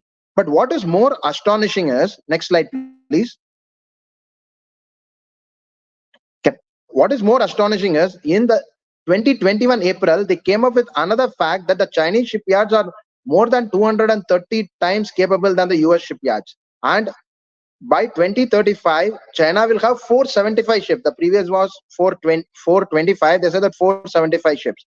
Now, with the have actually these figures and we compare, even if they're 1/3 of the ships are going to be in refit or in maintenance, they will have more than about 300 ships. And out of these 300 ships, even 1/3 of them, if they are able to deploy in the Indian Ocean region, we can imagine what kind of force which they can get in, even if they have 50, 60 ships to do that.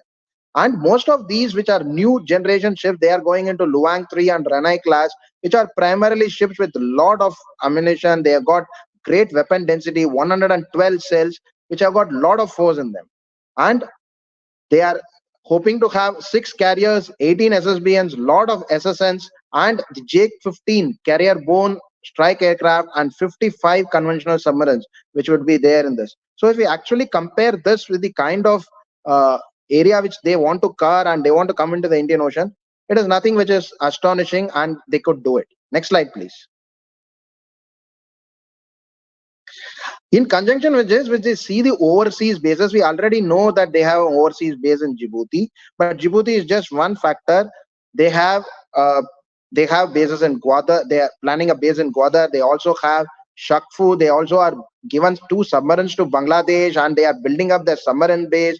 And their Ream naval base in Cambodia is also built by them, though Cambodians has been telling that they are not there. But that's not a fact. The fact is that Bangladesh has told, who are a neighboring country to us, they have told that since US and Western powers don't provide us any of these uh, equipment or the machinery. They are dependent on China. So China is very much there in the IOR right now. And in addition to this, what we see in the green is already a picture which even Admiral Chavan has given, that they are also looking at dual use bases in all these places, and a lot of places they already are there, like Hambantota, they are already there. So this is one particular factor which we have to look at. And this is in relation, next slide, please. So this in relation to the fact that these overseas bases are actually uh, reducing their disadvantage in the Indian Ocean region. It is not only in Indian Ocean region, they are actually trying to counter US, like Admiral Chavan said, and because of which what is happening is that they are also looking at bases in Timor-Leste, in Papua New Guinea, in Solomon Islands, and they are closer to Australia. So if they are looking at that kind of expansion which they have to do, then their logistics overreach is slowly getting reduced, and they will not be as logistically constrained as they are currently to operate even in the IOR. Point to note is that because of their power which they have got, the Wang 5, which was actually berthed in Sri Lanka, at the same time, there was a request from Pakistan to berth our battleship in one of their ships in Sri Lanka. But Colombo refused, and they said that they would not allow it. Whereas they couldn't do much initially. India did a lot of diplomatic protest against it, and they tried to coerce Sri Lanka not to allow that ship. But it was only partially successful or hardly successful. It only got delayed, and the intelligence ship, which has the ability to have a lot of satellite reception and all, was already there in Hambantota. What I want to put across is that whereas currently India is able to influence Sri Lanka against Pakistan, probably we are not able to influence them in our own neighborhood, the countries which are there against China. So this is one fact which we must keep in mind when we ourselves want to become the preferred security partner, or the want to become the net security provider or first responder in this region. Similar to the fact, what is more important to know is that the Sri Lankan tankers are now uh, getting fueled in Sri Lanka, and the commercial tankers are refueling the Chinese ships which are en route from Malacca to Persian Gulf. So this has started happening in 2023, and this is a fact which is happening now. So similar to what we have Lemova or the MLSA agreements with the Western powers, and then we try to do the logistic arrangements with them for our warship. The Chinese are also doing it in Indian Ocean region. This is something new which was not there from their side. We may be doing it, but it was not there. So the logistics overreach, which we continue to impress upon, will go in a little time. And the Indian Ocean fleet of the Chinese with a CBG is not something which is going to be far-fetched. In another decade, they are going to be here with that. Next slide, please. So when we see this, and we will now see what is South China Sea conundrum, and we will try to relate these aspects with South China Sea conundrum and the Taiwan crisis. Next slide, please. The South China Sea conundrum is the most famous map which a lot of you must have seen. There's something which is not very new. If we see, the Chinese are climbing this complete South China Sea region with the 9-, 10- or 11- line, which they keep changing from time to time as their own, and they want to say that all these are their territorial waters. Now, if we see this, the southernmost line, which is there, it is on the island or a small rising called the James Shoal. So that is the island which is there in the South China Sea, and they have encircled all this as their own when they are projecting it. Next slide, please. So what they claim historical basis, but my point is that when they say that they have history behind them and they are claiming it on historical basis, there is a counter narrative which probably a lot of us don't actually pay much attention to. The Chinese are primarily the Han dynasty, or ethnically they are the Han. That's what, and the country is completely Han culture. But actually, what exists in the South China Sea, or existed from 1000 BC to 200 CE, is the Sai Huyan culture. This is the culture which was very, very prominent, emerged in Vietnam, Philippines, and Borneo. A very, very little part of it also existed in Taiwan and southern Thailand. So the point is that when this is the map of Asia in 200 BCE. Now, if we actually see, and we don't buy the Chinese narrative, there is a counter narrative to it, which must be actually taken very seriously. And the Chinese maybe they are in this region, but they are not the rulers. They are not the original inhabitants of this region. They are probably invaders at some point of time, like any other colonial rulers. Next slide, please.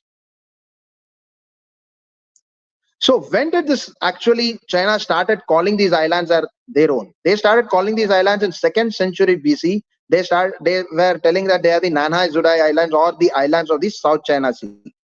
At this point of time, in 111 BC, this was the time where Han Dynasty actually patrolled the South China Sea. And they did only patrol. They were not ruling these islands.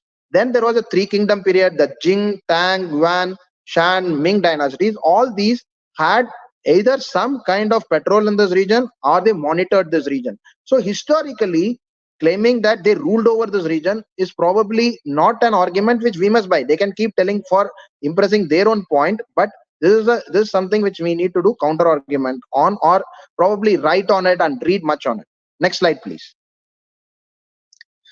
The first time ever the China had any control on these islands or ruled over these islands, as they call it, was during the Qing dynasty. It was the first time they had, and the Emperor Great Qing had this area, the map of South China Sea was under China. And it was not very old, or it was not a great history. It was only at 1644 when this came into being. And thereafter, there was French and Japanese colonization of these islands. They had this control. And after the Second World War, as a prize of being allied with the Western powers and winning the war, because they were with the Allied powers, the Cairo Declaration, Potsdam Conference, San Francisco Conference, all of them gave these out of control of Japanese, and these islands were given as under the control. Lot of them were to Republic of China. So right now it is PRC which is there. It is not Republic of China. Even when you go through the words of those conference, it was given to Republic of China. So therefore, there is a point in seeing that whether they were actually rulers of these or not. And in 1948, Chinese started claiming these as the 11-, 9- or 10- line, as they keep changing as part of them. Next slide, please. So what are the South China Sea conundrum all about? There are about 4 or 5 groups of islands as we can come across, and that is how this conundrum is actually framing. One is as you can see from north to south in the anti-clockwise, the Pratas Island, which is there, it is claimed by China and Taiwan. The Paracels claimed by China, Taiwan, and Vietnam. The Spratlys, which you can see the southernmost on this map as written Spratlys, are the China, Taiwan, Vietnam, Philippines, Brunei, and Malaysia. All these claim that. And the Mackeyfield Bank and the Scarborough Shoal. Scarborough Shoal claimed by China and Philippines, and the Mackeyfield Bank, which is claimed by China and Taiwan. So there are so many claims in this region that when somebody says that it is theirs, we need to at least support them, other than to ensure that China does not become the whole sole point in that. The narrative has to be built up, and as Indian Ocean region, or as the partners of ASEAN +3, we have a great ASEAN +6. We have a great role in doing that for the regions which is there, because it is in our own interest. Next slide, please.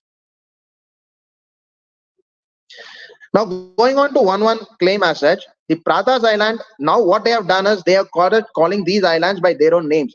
They, like all these 4 islands are called, 4 groups are called 4 Sha. 4 Sha means 4 sands. The Pratas Island is called Dongsha. It is currently administered by Taiwan. It has got 1 airport and hardly any permanent inhabitation. This is probably used as a tourist spot by flying in and flying out. And as we see in this diagram, the distances are given.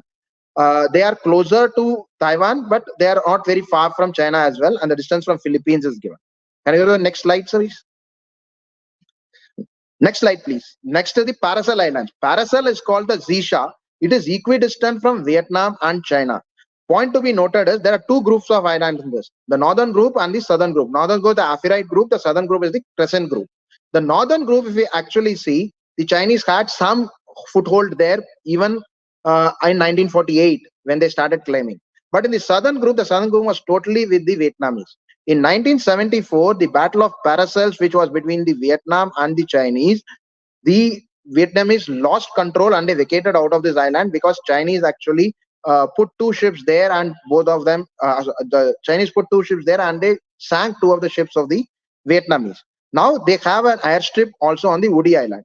Point to be noted is that Vietnam has not given up its claims. In 1982, they established a district, which is Hong Sa district in Da Nang, and they said that these islands will be administered by Vietnam from Da Nang, though they actually didn't have anything there to control because they have been vacated by the Chinese. And if we see, China also put their claims. They created a Shansha province, Shansha in Hainan province. So both are being contested. So a point which I'm trying to make is that Vietnam, though they are not there, they are still claiming those islands and they want to be there. So the intent is there already. Next slide, please. So these are the features which are there. This is just to show that what all they have built. They now, if you see these Spratleys called Nansha. The point which I'm trying to make is in Nansha is, or the Spratleys is more a 100 plus group of islands. Now in these islands, there are some which are claimed by Taiwan, some are claimed by China, some by Vietnam, some by Philippines, Malaysia. If you see in this, everywhere the islands are so closely located that yes, skirmish takes place almost every day. But a point which is to be noted is 1988 when there was a when there was in the Johnson's Reef, when there was a conflict between Vietnam and China. Chinese actually could evacuate Vietnam from there, and Vietnam lost. They lost some ships there. They sunk, and then they went off. Because of this, in 1994, during a Mischief Reef skirmish, that is also a reef which is there. You can see that on the slide. The Philippines, who claimed the Mischief Reef, they when they saw the scrimmage and when they had a kind of conflict with China, they just backed off. They just said that what Chinese are doing is not right, and they backed off. They learned the lesson from what happened to the Vietnamese.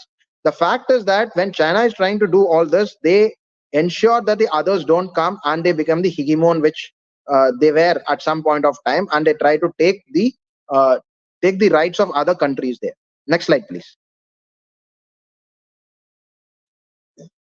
So similarly, when we see the other islands, we can see the other islands which are there. There is T2 Island, which is also administered by Philippines. Then we have Itu Aba Island. The Itu Aba Island is the only island which can actually support population, and it is under Taiwan. Then we have a lot of islands of the Vietnam, and Malaysia also has some claims there. So the others have not left out their claims in this point.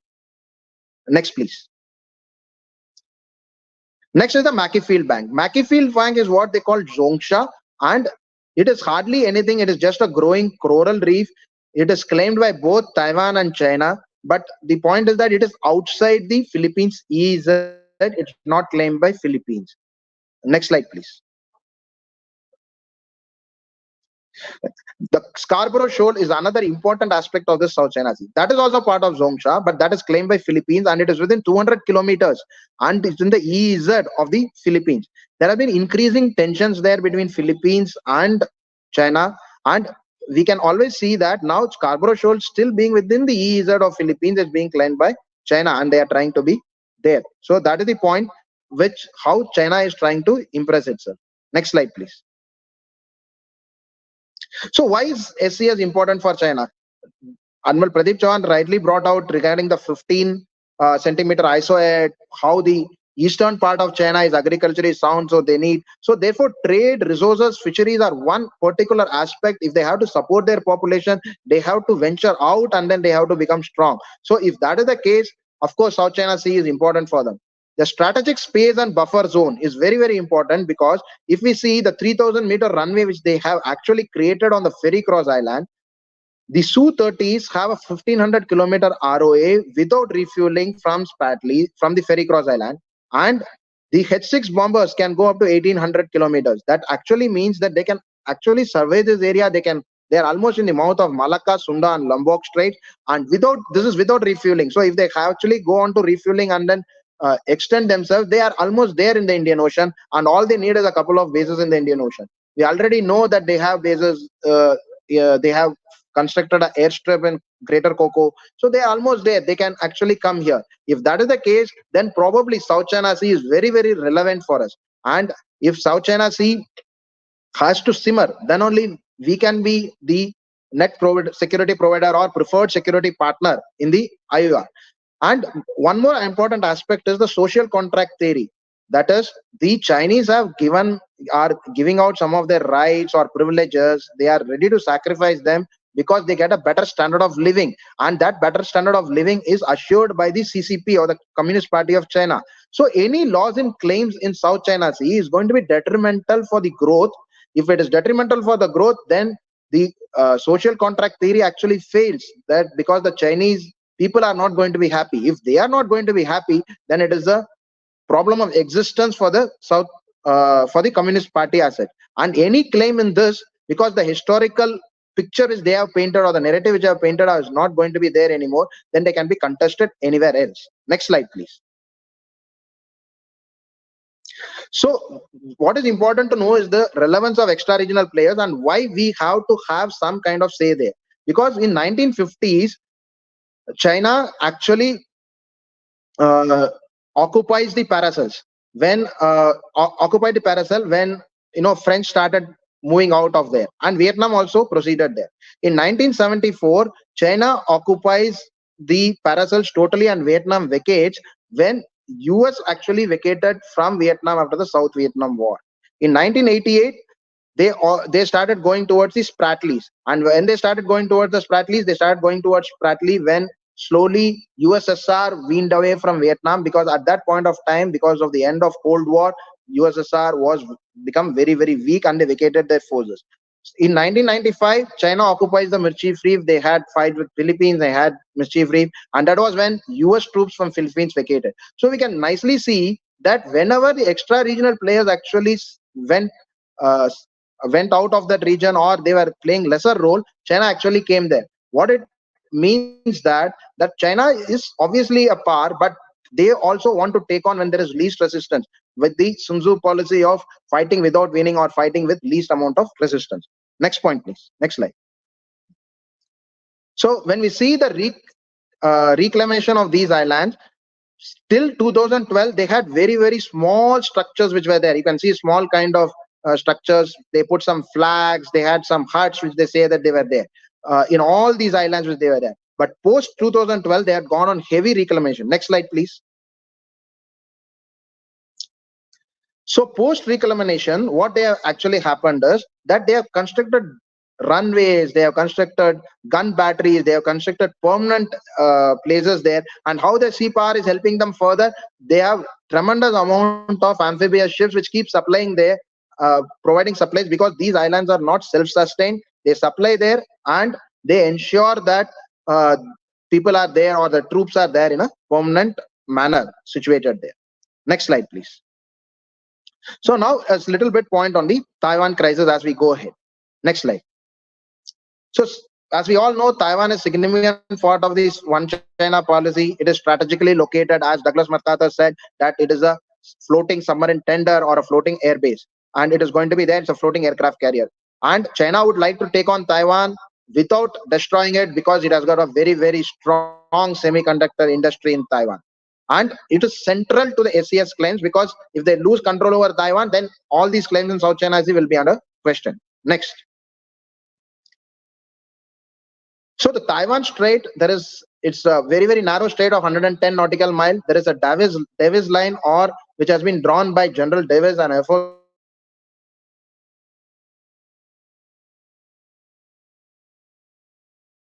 Officer Davis, and it is called the median line, which was drawn in 1955, which hardly anyone knows about it. It is called the median line, which was drawn in 1955, which hardly it has got lesser amount of significance, primarily for the reason that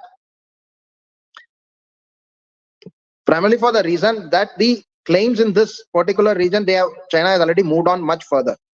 Taiwan, now what is more important is there are 5 islands which belongs to Taiwan or China, which is being contested. Now Taiwan has control on Matsu, Penghu and Kinmen, as we can see on slide, and PRC controls Xiamen and Pingtan. So these 2 islands are with China, and the other 3 are administered by the Taiwan. Now in 1950 Korean War, US sent its 7th fleet to contain China and Russia communism in this particular region. And what is the point is that China has always been contesting these islands that they belong to them slowly. Next slide, please. Next slide, please. Okay, previous slide. When we see the first Taiwan crisis, the first Taiwan crisis was in 1954, where PRC attempted to control Matsu and Kinmen, and US Taiwan Mutual Defense Treaty came into being because US didn't want China to control these islands, and this treaty as on date is considered as the US pledge to support Taiwan. Next slide, please. When we see the next crisis which happened, it was in 1958 when US was already busy in Lebanon. So they also choose their timing accordingly. And China at this point of time was a non-nuclear state. And US could actually show its nuclear card and say that, you are not a nuclear state, we can do any action, though it was, any action in the nuclear realm as well. And it finally resulted in an uneasy settlement. Next slide, please. Now, what is important is when we see these two crises in conjunction with the third Taiwan crisis. In third Taiwan crisis, which happened in 1966, which actually happened because the candidate for Kuomintang party was election representative in Taiwan was given a US visa to visit his alma mater. At this point of time, all these zones which are marked, Taiwan actually of four on China on these 4 zones, zone 1 to 4, they conducted missile firings. And zone 5 and 6, they had exercises which was happening by naval ships and aircraft, which happened in this region. At this point of time, again, US deployed its CBG in this region, and thereafter this crisis slowly mellowed down. But effectively, Taiwan, the candidate who was from the Kuomintang party, won with a greater number of votes and majority because of this crisis, and it actually rendered in Taiwan's favor. That is why. Next slide, please. The fourth Taiwan crisis, which is there in the news now, which was actually in 2022. If we actually see this, now all these regions you can see marked in red. Wherever it was seen marked in red, these were the exercise areas where China actually also fired their missiles, and they also carried out exercises with the naval and naval aircraft and ships. Now the point is that if you see these islands are actually much closer to Taiwan than what was there in the third Taiwan crisis. And because of which we can see that China actually is now impressing itself more on Taiwan. Now there are multiple ADIs at violation which keeps happening even till date. J-15 Sus, H-6 helicopters, MP, everybody actually violated the Taiwan air defense zone, and they were there. Next slide, please. So what are these implications? What is the implication of all this? What do we learn from this? Now, when China was not nuclear capable, they became nuclear capable, and they were able to impress itself during the third Taiwan crisis. Because in the second Taiwan crisis, nuclear card was shown to them. In the third Taiwan crisis, they realized that US is parading its CBG and they are not able to do anything. They built a stronger naval force, and today their force is much stronger in number at least than the US. Now the fourth Taiwan crisis, we see that US didn't parade its CBG. The CBG was not there to be seen much. They were operating much further. So US is probably learning a lesson that they don't want to indulge there in this region strongly. So if we see from the previous lessons which they have got, we see that China is waiting for this moment when the extra regional paper is going and he comes here.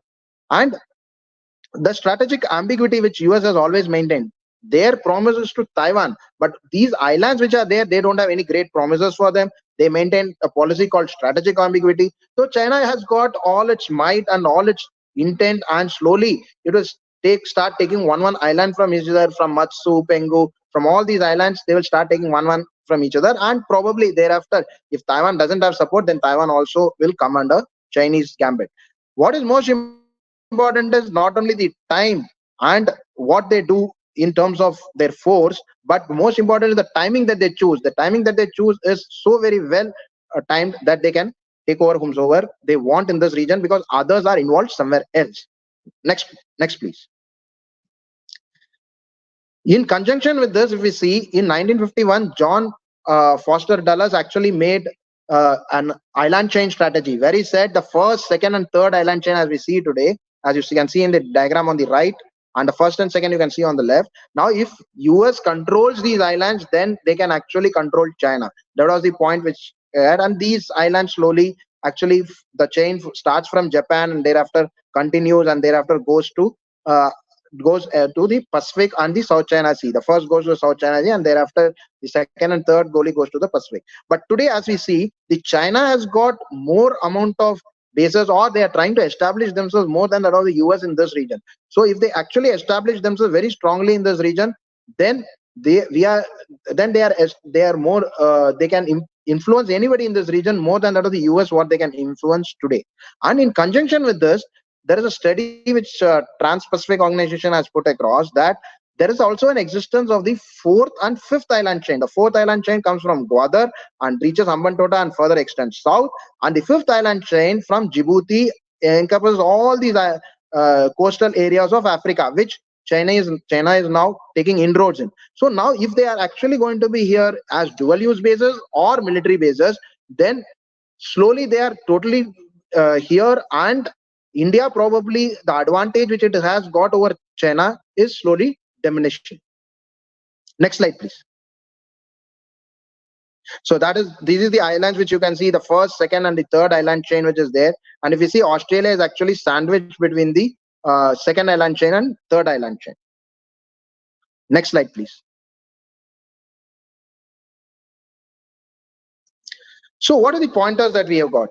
We have to consider a couple of things. One is, Port Blair to Malacca is 1483 kilometers, but if we actually take the distance from Indra Point to Malacca, it is just 1063 kilometers. Are we actually using it in a very, very strong manner for the hard power? Are we to create more naval bases at a very recent time, and also the air power and airstrips there, and probably air bases there for us? Point to ponder. We are making some inroads in Galathea Bay in Great Nicobar,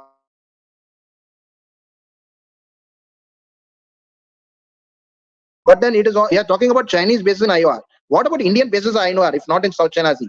Now, with this diagram, if we actually see, if China is coming from Ferry Cross Island and then going to impress itself in Indian Ocean region, we have to be there. And if we have to be there, we have to actually develop this at a much faster time frame and go there. Of course, we cannot match with their economy the numbers, but then there are some strategic points which we have to take. There are some strong steps which we have to take to counter them in this region as far as possible and as soon as feasible. Next slide, please. So, is IOR an opportunity or a threat? Next slide. Now, in my limited experience which I have got and presentations that I see, there are a lot of places where Andaman and Nicobar Islands are being projected as a vulnerability rather than being an advantage or being a strength. It is because we are not developed Andaman and Nicobar to such a large extent where we can actually see to that protection is not a problem, but they can give us a great advantage at that point. In my opinion, Indian Navy needs to be expeditionary. Naval forces are actually expeditionary forces. We have to go across. If not that we don't want to colonize or go into that extent, but we need to take some steps to be expeditionary and be more aggressive in this region. And we have to influence, of course, our projects like Sagar and aspects which is all inclusive, but then that has to be with the power in hand. Otherwise, nobody will respect us. South China Sea should simmer. If South China Sea does not simmer, we have a problem. Because if South China Sea simmers, then China will take more time to come to this region. And if they take more time, that solves our problem. India can buy more time. And in this paradigm, if we do this, IOR will become an opportunity. If we don't do it, IOR will become a threat for us. So whether it is an opportunity or a threat, it lies in our hands. In addition to it, what is to be kept in mind, similar to what Arnold Chauhan said, that if the future of India lies in the maritime domain, if we are not going to exploit and use and develop the maritime domain, probably we are not going to even bait off the threats, forget about utilizing the opportunities and becoming greater power. One more aspect which we should always keep it in mind, that we need to change the narrative. That is very important in today's world. Or that we have to read much and we have to write more and we have to make our propaganda stronger. If China has to say that Indian Ocean is not India's ocean and they don't accept to the term of Indo-Pacific and they stick to Asia-Pacific, should we not actually stop using their terms, stop using their names for these islands? Should we not talk about West Philippine conflict and East Philippine Sea conflict rather than South China Sea conflict? In my opinion, we should stop using South China Sea. We should start using terms such as West Philippine Sea, East Philippine Sea, or probably the East Sea rather than the East China Sea. So all these, it is more of building the narrative, and over a period of time, that will also gain more amount of will become more popular with everybody. And what Chinese do, Chinese first erase the identity of anybody who is there, and thereafter build their identity. That's how they have said that is South China Sea. They are there always. They have been there since Han's Dynasty. Whereas culture existed before that. They were not the rulers. Probably we need to also support the contrary view and go more on it. We need to say that Indian Ocean is ours, and we need to claim that, and we need to do lot of activities and narrative building on that. It is point to be noted that China has named 4 of the undersea features in Indian Ocean with Chinese musical instruments name in April 2023. So they are making inroads here, and their inroads are very strong. So we must preserve our identity, and we must ensure that their identity is lost. And with this point in mind, I would leave you all to ponder. And I think that this is a very important aspect of building the narrative and impressing ourselves in the Indian Ocean region, and also supporting the other claimants in the South China Sea. Thank you so much. And next slide, please. And whenever the session is open for questions, I will be ready to take on.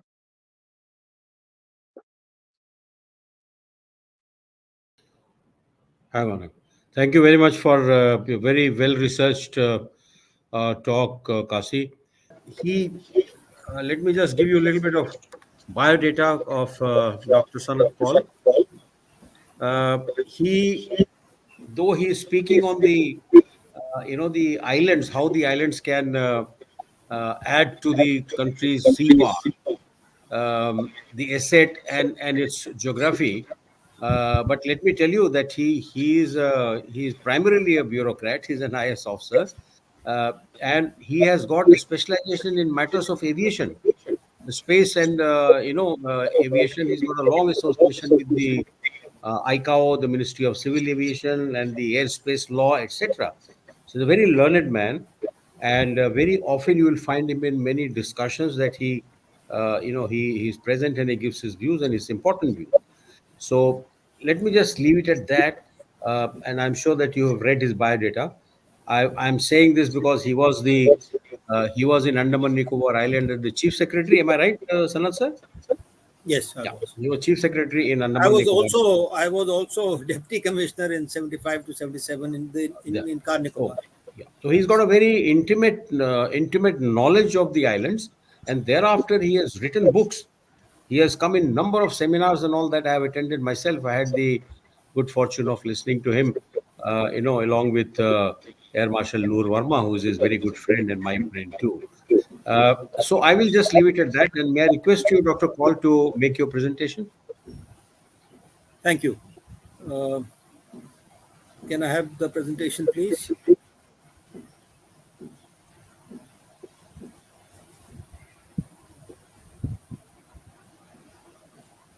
Hello. Well, thank you very much, and thank you for inviting me to this very important conference. Uh, I am going to restrict, though my topic is harnessing the potential of Indian island territories, I am going to restrict to the Andaman and Nicobar Islands because, as far as the other group of islands are concerned, on the Arabian Sea coast, I really don't have too much knowledge. And also, that I think this subject is also more interesting in this side, in the Bay of Bengal and the Indo-Pacific. Next, please. So here is it's not a very nice map which I'm showing, but this is the Bay of Bengal and the South China. Hello, any problem? Can you hear me, please? Am I audible? Hello, hello. Yes, sir, you're audible. Please continue. Okay. So we have these two sets, the Bay of Bengal on one side and the South China Sea on the other side. And the strategic location of our Andaman and Nicobar Islands is something which I will discuss. Before I start discussing, the previous speaker had mentioned that these islands, at the time of independence, Pakistan was claiming it because of East Pakistan at that time. There was confusion. I don't know how much interested India was at that time to claim it, but in any case, finally, these islands came to India practically by default. In fact, there was a story which is unconfirmed that Bishop Richardson, who was the leader of the Nicobar Islands, had sent a message to the British Parliament that they want to remain crown colonies. In any case, these islands came to India by default, and therefore uh, they were looked after by India, but India didn't really have the money or the strategic depth to look into the importance of these islands at that time. On the other side, we have the South China Sea, where there is going to be, the Chinese have made a claim. They have these imaginary 9 dashed lines, which have now become, I understand, 10 dashed lines. They've added one more dash to it to claim little more territory. And they claim that this is our land. This area is totally disputed, of which I will come to later on. Next, please. Next slide. So, Andaman Islands, Andaman and Nicobar Islands present a unique advantage in the current Indo-Pacific strategic turmoil. And the main controversial issue is the territorial designs of China. Territorial meaning maritime also.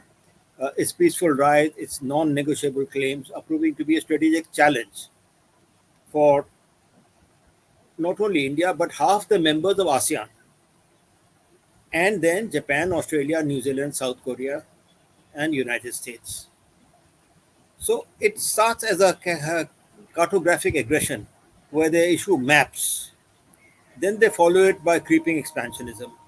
Now this is happening in the Himalayas on the Indian side and in South China Sea and near Japan, and not to mention Taiwan or Republic of China. So this is keeping all sorts of our strategic experts busy talking about it, and we are having serious issues on this front. Next, please. So now I want to compare the two. While South China Sea is an area of turmoil, with differences of perception on the maritime boundaries between China on one hand, Philippines, South Korea, Japan, Vietnam, Philippines, Indonesia, Brunei, and Malaysia on the other. This imaginary 9 dash line which the China has issued, or it has been there for some time with China, it's nothing to, it was there even, I think 9 dash lines were there even during Chiang Kai-shek's regime, claiming all open seas of South China as their maritime boundary. And then they have the land border dispute with India in Arunachal Pradesh and Bhutan. China's cartographic aggression is getting converted into physical possession slowly and slowly. So while it is able to bully small countries, it is facing difficulties with India. Next, please.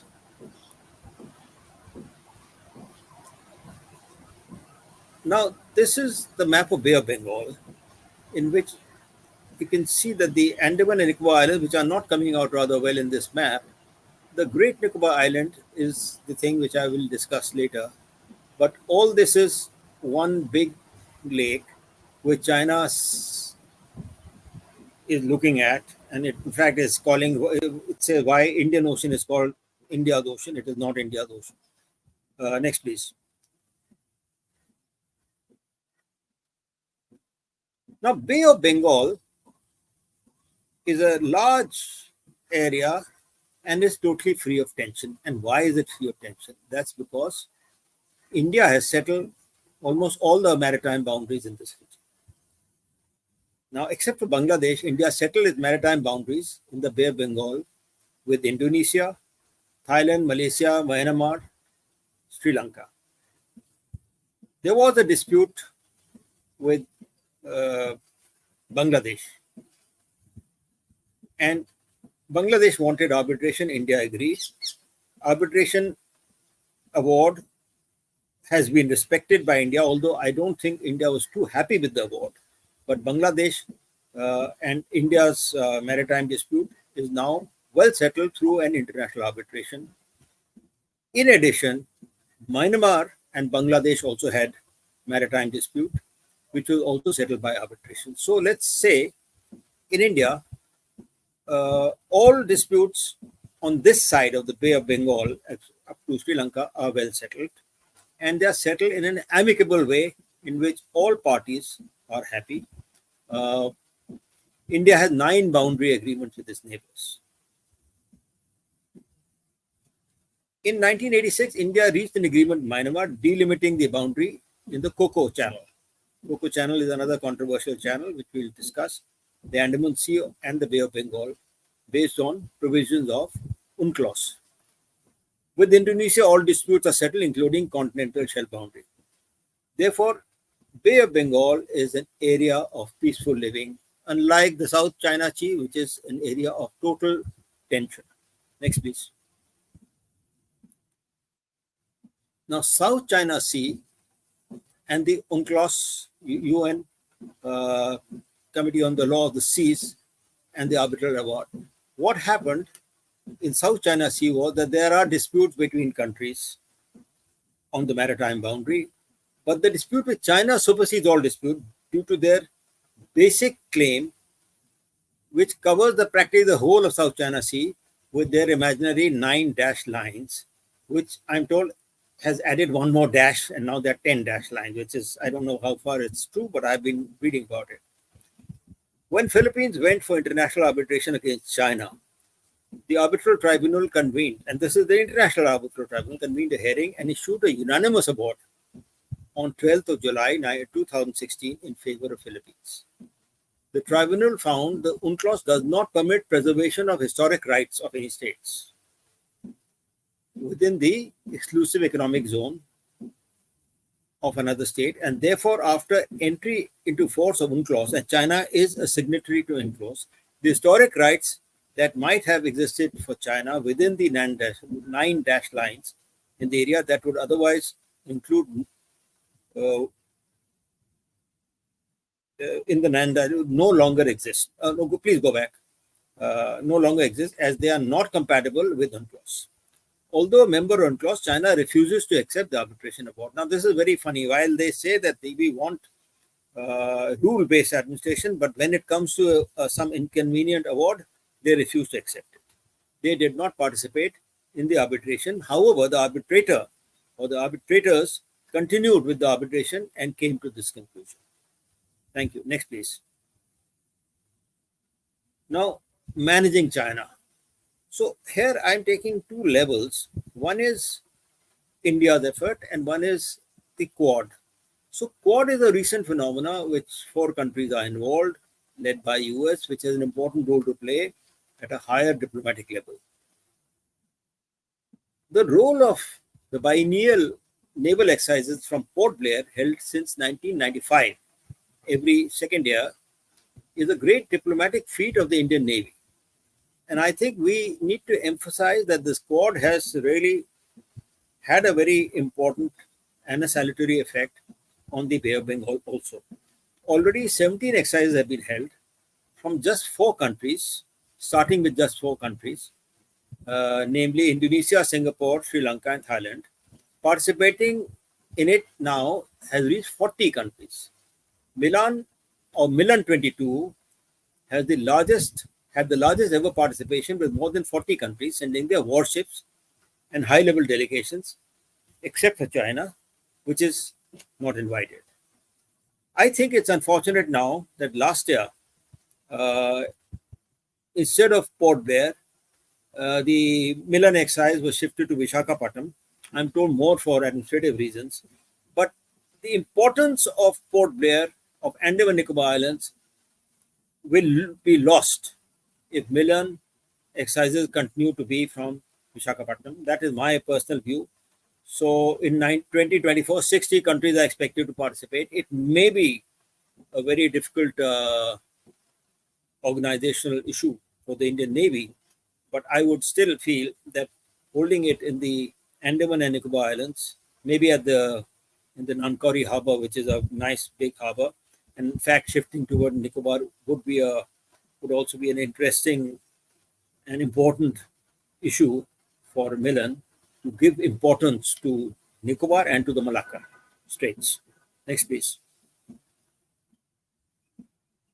So, Milan is an indication of India's leveraging its naval goodwill through quiet diplomacy. As the participation grows, Port Blair must gear up its infrastructure but not allow it to happen in Vishakhapatnam, as it will lose its strategic importance. I've already made that statement, and I think I request the Navy to sort of rethink about it, because hosting it in Andaman and Nicobar Islands, I think, has some real relevance. The following countries sent their ships: Australia, Bangladesh, France, Indonesia, Japan, Malaysia, Myanmar, Seychelles, Singapore, South Korea, Sri Lanka, United States, Vietnam. So it's very important that, these countries are participating in this exercise in the Andaman and Nicobar Islands. Next, please. So what are the Straits of Malacca? And why is it important? The last island, the Great Nicobar Island, which perhaps I don't know whether you can see it or not, is here. It's 80 kilometers, 3 miles from the Sumatra tip, and it's important. The Straits of Malacca are nearly 900 kilometers long. They are a sea lane of communication, a strategic sea lane, like the Sea of Hormuz, and there are about 10 of them, I think, in the world. And towards Singapore, it becomes Phillips Strait. Very strategic, very important.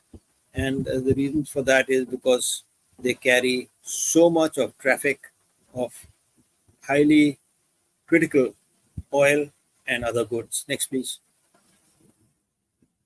So I'm only going to quote somebody, Robert D. Kaplan, in his book, The Monsoons, the Indian Ocean and Future of American Power. Now, Robert Kaplan is well established. I think he has already been quoted in this conference earlier. I thought I heard somebody speak about it. And I'll just quote him, what he's saying as a intellectual, as a writer on strategic affairs. He is an American. It is to India's advantage that Great Nicobar Island is only 90 kilometers from the western tip of Straits of Malacca. India's serious land border issues with China, including the unfortunate acceptance of Tibet as a region of China in 1954. This is the Panchsheel Agreement. Without a quid pro quo, because we gave up a lot of telegraph line, about 8 or 10 guest houses, a whole some military standing military permissions. The Chinese meddling in the disputed Kashmir issue with Pakistan, and a string of pearls policy adopted by China can only be countered by using the strategic advantage that India has in the Bay of Bengal. As strategic depth of world power shifts to Indian Ocean and the growth is in international trade, the importance of Straits of Malacca increases, especially for China. India's most strategic asset in the Andaman and Nicobar Islands is the Great Nicobar Island. Now, this is where Robert Kaplan has said, and I fully endorse his view. I think it is very critical for India to understand the strategic importance of Great Nicobar Island. Next, please. Now, there is a stark difference between South China Sea with China's domination and Bay of Bengal with Indian domination, and it's all for all to see. In fact, Philippines has not been able to implement the decision of arbitration award, which was in their favor by the International Court of Arbitrators, out of fear of China's anger and loss of solidarity. There's also loss of solidarity among the Asian group. In fact, the ASEAN group has not been able to come to any decision on many issues, including a code of conduct for travel in South China Sea because of China's interference.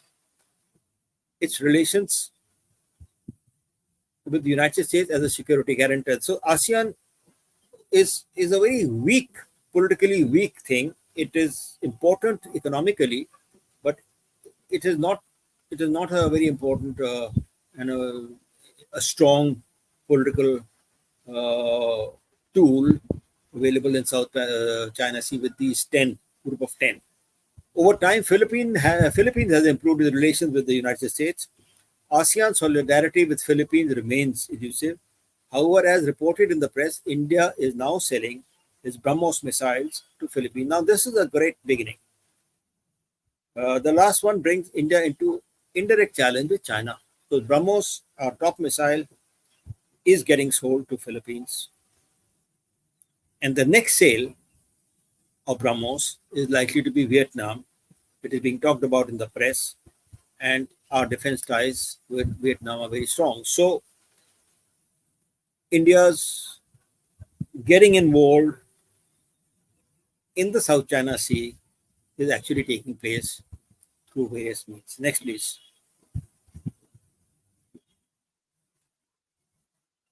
Now, why is Malacca Strait so important to China? China has already called it at the prime ministerial level in the previous prime minister that the Malacca Strait is their Malacca dilemma. What is the insecurity of China in the Indo-Pacific? What is the Malacca dilemma for China? What does it mean? It's mainly because China imports oil from abroad, makes up 75% of its entire oil consumption, which ultimately means roughly 60% of China's entire supply of oil passes through the strait. As of September 22, about 60% of China's oil and 80% of China's mercantile trade pass through the strait. Therefore, its blockade would be disastrous to its economy. And that is why China is seeking direct routes to evacuate its oil from the Gulf through Gwadar port in Pakistan and Kaya, I can't really pronounce his name, Kaya Puku port in Myanmar. It's even seeking northern routes over Russia's frozen sea routes as climate change opens up the frozen routes to Europe. Blocking of Malacca Straits in wartime should be a threat by ASEAN and India together to counter its belligerent act of defiance, especially like building artificial islands, claiming territorial waters within the 9 dash lines, which are also not acceptable internationally. Only China makes this claim. Next, please. So what is China doing? China is actually very worried about the Malacca Straits. So it has devised two means to at least counter a part of the threat of a possible Malacca blockade. So it's opening up this route from Gwadar port in Pakistan all the way up to Xinjiang. And on the other side, it is started from in Myanmar, from this island of Kaya Kapu all the way to Kunming in the Yunnan province of China. So these are the two where they are hoping that they'll be able to bypass their Malacca dilemma, their problem of Malacca, in an event that the Malacca Straits are blocked, or there's a blockade, or they are choked, or something happens, or in case there's a war breaks out. Next, please.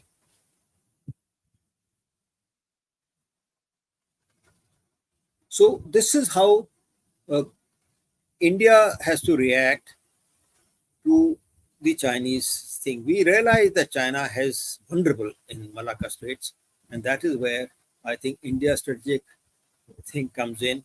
While so I will state that Pakistan, with its China-Pakistan economic corridor from Xinjiang to Gwadar, is ready, along with its pipeline. In Myanmar, China-Myanmar economic corridor is also functional from the seaport city to in the Rakhine state to Yunnan. Its relations with Sri Lanka and its Hambantota port is a jeopardy. Here, India is in a good position to change the narrative, especially after China refused to come to the rescue of Sri Lanka during its recent economic crisis. The other thing is that India has played its cards well.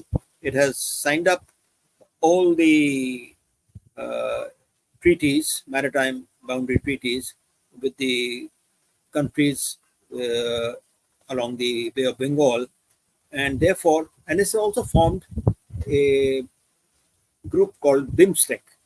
Now, it was formed in 1997, consisting of 7 of Bay of Bengal countries: India, Bangladesh, Thailand, Sri Lanka, Bhutan, Nepal, and Myanmar. And it's a great idea for technical and economic cooperation. But I think there is a need now to include a common security organization for Bay of Bengal in BIMSTEC also, to retain the peacefulness of Bay of Bengal.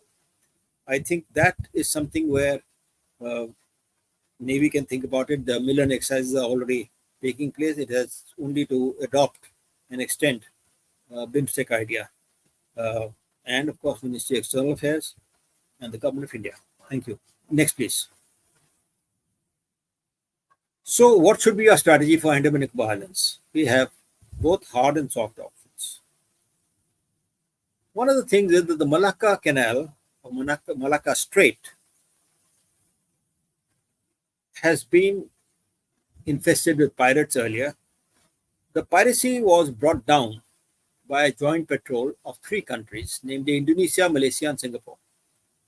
And it's called Malsindo since 2004. And later in 2005, they started an aerial patrol called Eyes in the Sky to complement Malsindo, and is now free of piracy, practically free of piracy. Now, what India should do is to endeavor to join this joint patrol. It's very important. India has tried. India has not been very successful. Perhaps there has been some opposition from Indonesia, but I don't know much about it, and I can't say for certain. So we need to open up these islands, the Andaman and Nicobar Islands, to upmarket tourism, to people, to let the world know that India's presence and sovereignty extends right up to Malacca Straits.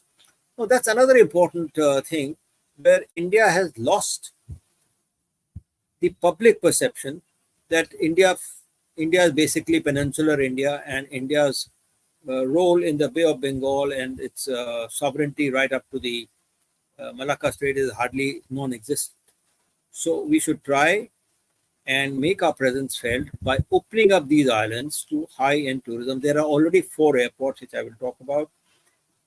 It's very easy. Only thing is there's a little effort required and a policy change required by the Government of India. The other thing which has not happened is that the Andaman and Nicobar Islands are separated by 10-degree channel. India tried in the UNCLOS meetings prior to 1982 to get archipelagic status for the Andaman and Nicobar Islands. It failed. Indonesia got it. But the explanation given by UNCLOS, United Nations Committee on Law of the Seas, was that Indonesia is basically an island country, whereas India is not. And therefore, Andaman and Nicobar did not get the archipelagic status. As a result, the 10-degree channel is an open channel. And now we find that there are submarines, Chinese submarines, are going through it, which is not a very nice thing to happen. So we need increased naval presence in the Nicobar Islands.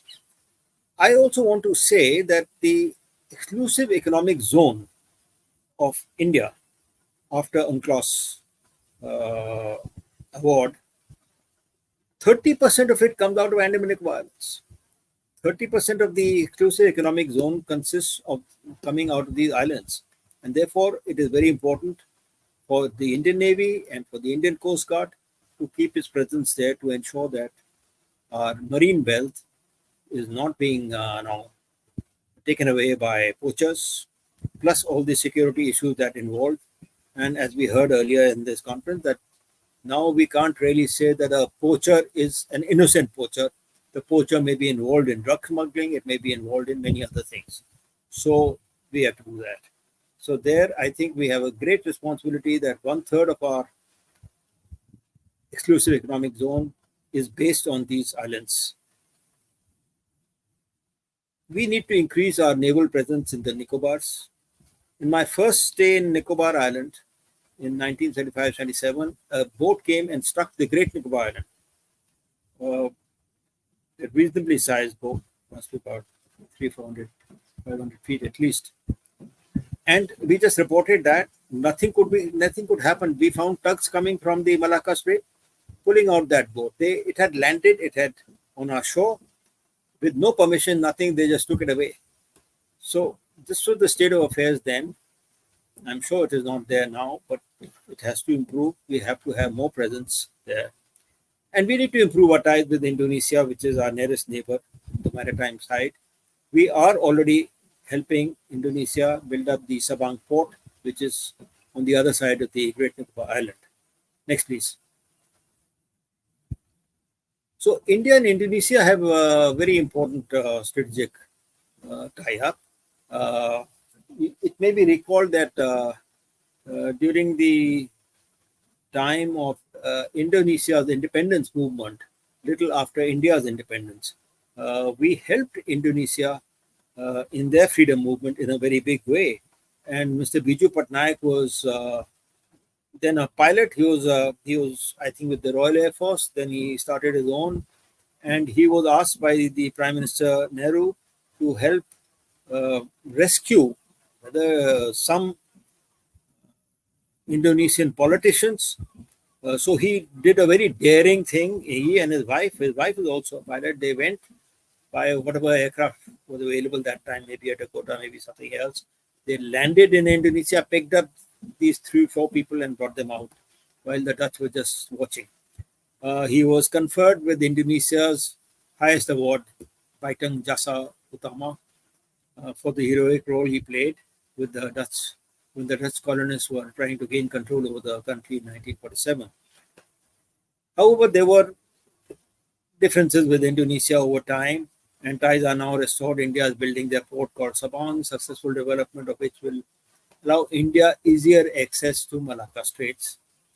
And the successful development of this vital port would allow India further, more improvement to our movement in the Malacca Strait. And as I said earlier, our attempt to join the joint patrol of the Malacca Strait should remain.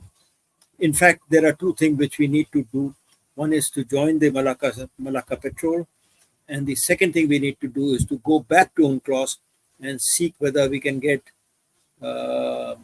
archipelagic status for the Andaman and Nicobar Islands, so that 10-degree channel is a closed channel and not an open channel. Next, please.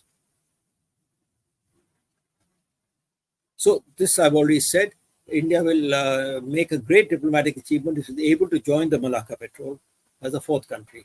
And Andaman and Nicobar Islands are declared archipelagic, so that the 10-degree channel between them becomes an Indian waterway. This will require our interaction with UNCLOS, and already there is a thing called the UNCLOS Group of Friends. I don't know what this is, and we are a member of that. We should follow it up and hopefully try and get some success in this, so that 10-degree channel is an Indian waterway.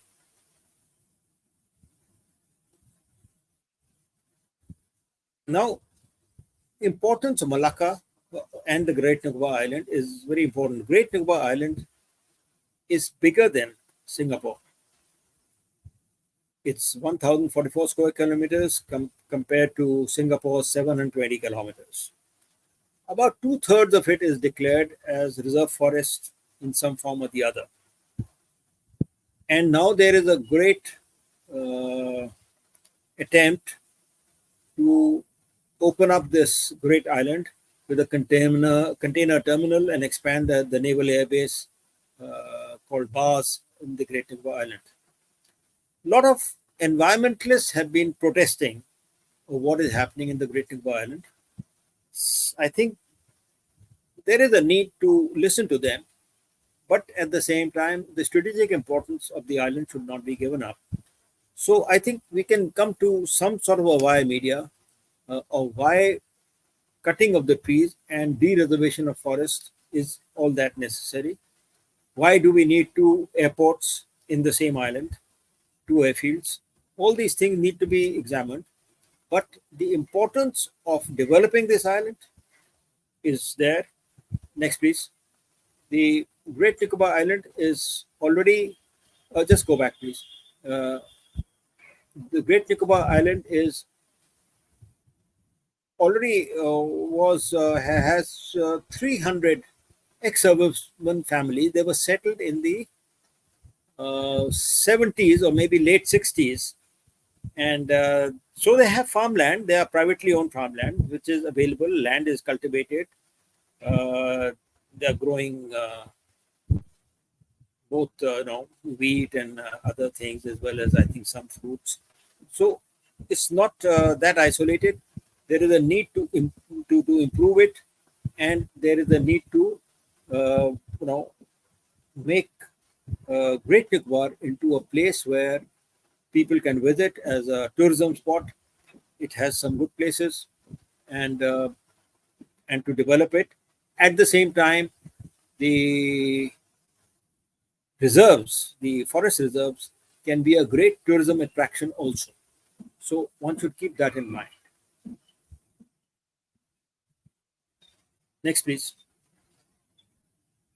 Okay, so this map shows the connectivity.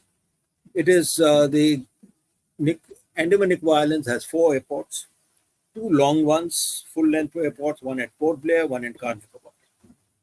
They can take practically any kind of aircraft, although the Port Blair airport, which is about 11,000 feet, is not the best because it has at one end it's only unidirectional. Nicobar has also, I think, same features because it has a lot of trees on the other side, coconut trees. But both of them are very good airports. They can be opened up. But then there are 2 more, one in Diglipur and one in Great Nicobar Island. And the distances to places like Bangkok to Phuket from these things are much less. And in fact, if we want to have tourism, it's cheaper to fly in from Phuket, from Bangkok, from Singapore than from mainland India. And today the restriction is that any tourism development for these islands, the international tourists have to go through Indian airports of either Chennai or Kolkata. So these are handicaps. The Port Blair airport was made international at least 10 years back, but not a single international airline is coming. The reasons are not known very clearly. International airlines have shown interest, but there's been something or the other which is always coming in the way. Next, please. So, hard power and soft power are 2 things. Hard power is what the Indian Navy has to do. It has to develop southern islands. The Nankori harbor, which was a favorite of the Japanese, is still not developed. It's a very nice deep water harbor, and beyond that. And on the soft power side, like Bollywood movies have become famous all over, at least Middle East, and in not so much in Europe, but in up to Middle East, they're very popular. In fact, recently I was in Tbilisi in Georgia, where somebody saw me. They said, "Where are you from?" I said, "India." They started playing music, some Hindi Bollywood music. So it's very popular. Same way, I think we need to open up these islands for high-end tourism so that they don't degrade the environment of these sensitive islands. They maintain all the restrictions imposed for environmentally sensitive tourism policy, and yet they open it up for international tourists who come and see these islands and realize that India's jurisdiction is right up to the Malacca Strait. That should be our purpose. That should be our motivation for opening these islands for international tourists. And that is one thing where we feel that soft power can be of a great advantage and can complement hard power. Next, please. Okay, with these, I come to my end of my talk, and I feel that that these islands have to be appreciated in a manner in which we take full advantage without causing harm to our sensitive environment of these islands, but we take care and make sure that we counter the threats which we are getting from China by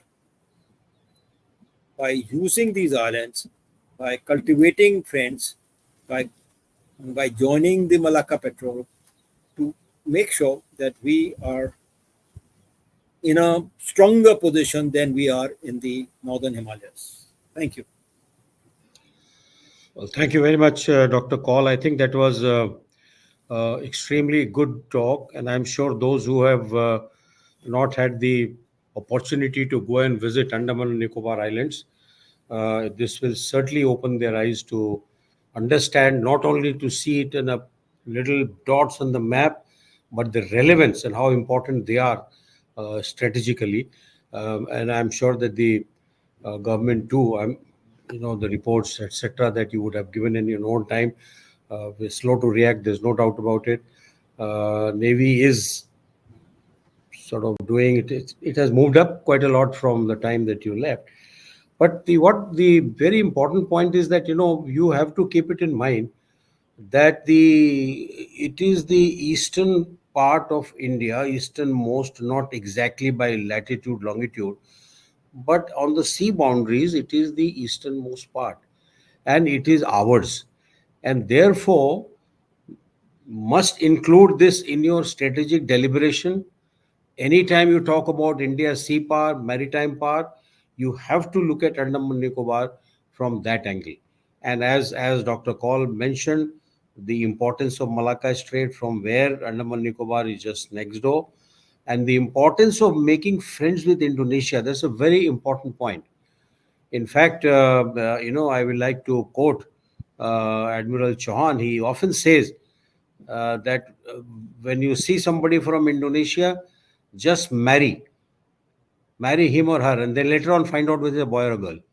It's so important to us. So in the lighter vein, but I think there's a lot of merit in what Dr. Kaul mentioned, uh, and the trade, the amount of trade, and the Chinese. He very well brought out the Malacca dilemma, which was coined by Hu Jintao, the one of the general secretaries of the Communist Party of China, and they are really worried. In fact, one of the reasons for them to be worried by Quad is that if these four countries decide to, resist or restrict the movement of the Chinese merchant marine, and more importantly, the oil.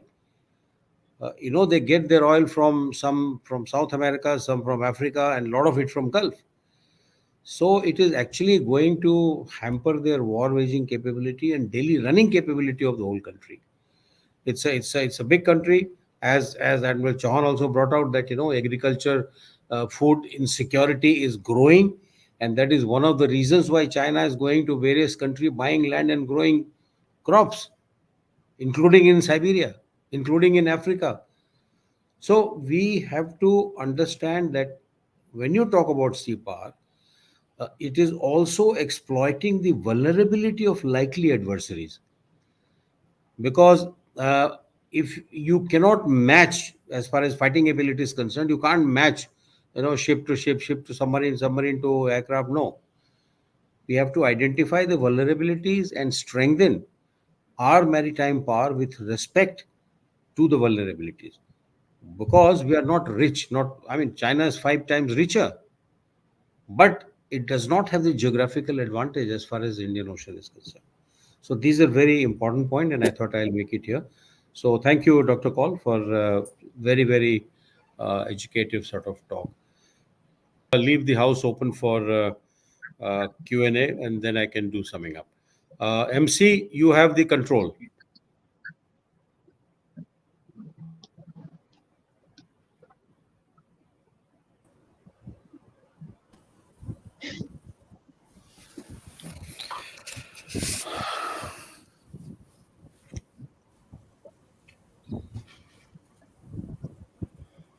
Please identify yourself, and you can name the speaker with whom you to whom you want to throw the question on. Go ahead.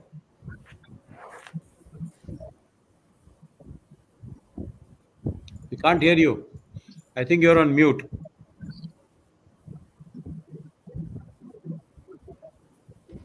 Good evening to the chair and all the speakers. I'm Great Sahil Malik of the sixth term. My question is to Commodore Shrikant Kesmur. Sir, in my opinion, a major component of sea power is maritime consciousness. How do you see our own higher leadership embrace sea power as being vital towards ensuring national security? Thank you. I think you said it right that without maritime consciousness, you just simply can't be a sea power. The nature of people or various things that have been flashed right uh, over the last 2 days and for several discussions before. In fact, if you see the last couple of pages of Slim book by Panikkar, India and the Indian Ocean, he actually alludes to it. He says you must have a maritime league, you must be able to put much more in the mass media, you must have many more agencies that are capable of raising maritime consciousness or consciousness about maritime issues in the public. So actually, you're telling a thing that's extremely close to my heart, because I believe that unless the maritime issues come to have certain traction in public culture, it can't happen. I'll give you a small example. A couple of months ago, the day that Commodore Subra-Manyan, as he was called, passed away in Coimbatore. Now, Commodore Subramanian is the first submariner of the country. He was the first CEO of Kalvari. He before that trained in UK. So he has the status of being a pioneer submariner. Now you would expect that a country should treat pioneer submariners the same way that US perhaps treats Neil Armstrong. And Subramaniam passed away on the same day that Goofy Pentel and Ruby Mayer Sulochana passed away.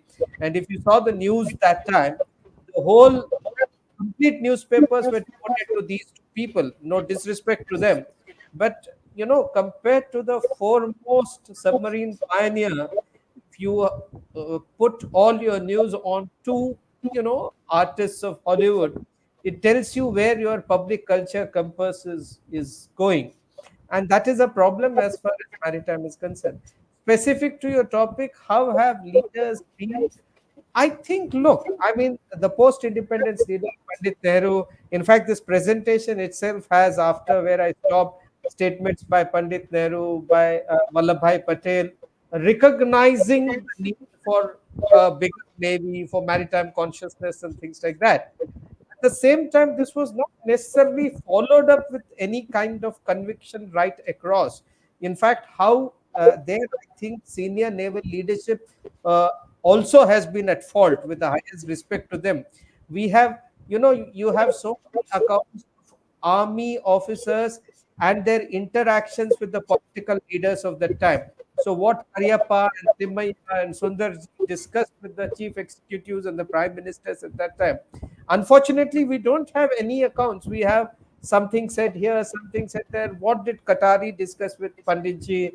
How did Soman, Lal Bahadur Shastri? We have a recent account of Admiral Sushil Kumar talking of the great leadership provided by Atal Bihari Vajpayee. So I think that is the gray area. We don't know how much our political and bureaucratic elite have really comprehended this. That having been said, and with the highest regard for Mr. Call, who is here and who gave a wonderful exposition on the Andaman and Nicobars, I still tend to think that the political and bureaucratic apex uh, is not too well informed about maritime issues. It perhaps they have many things on their head, so they're not too well informed, and therefore greater duty is devolved upon all of us to make that possible. Having said that, I think let's look at the positives.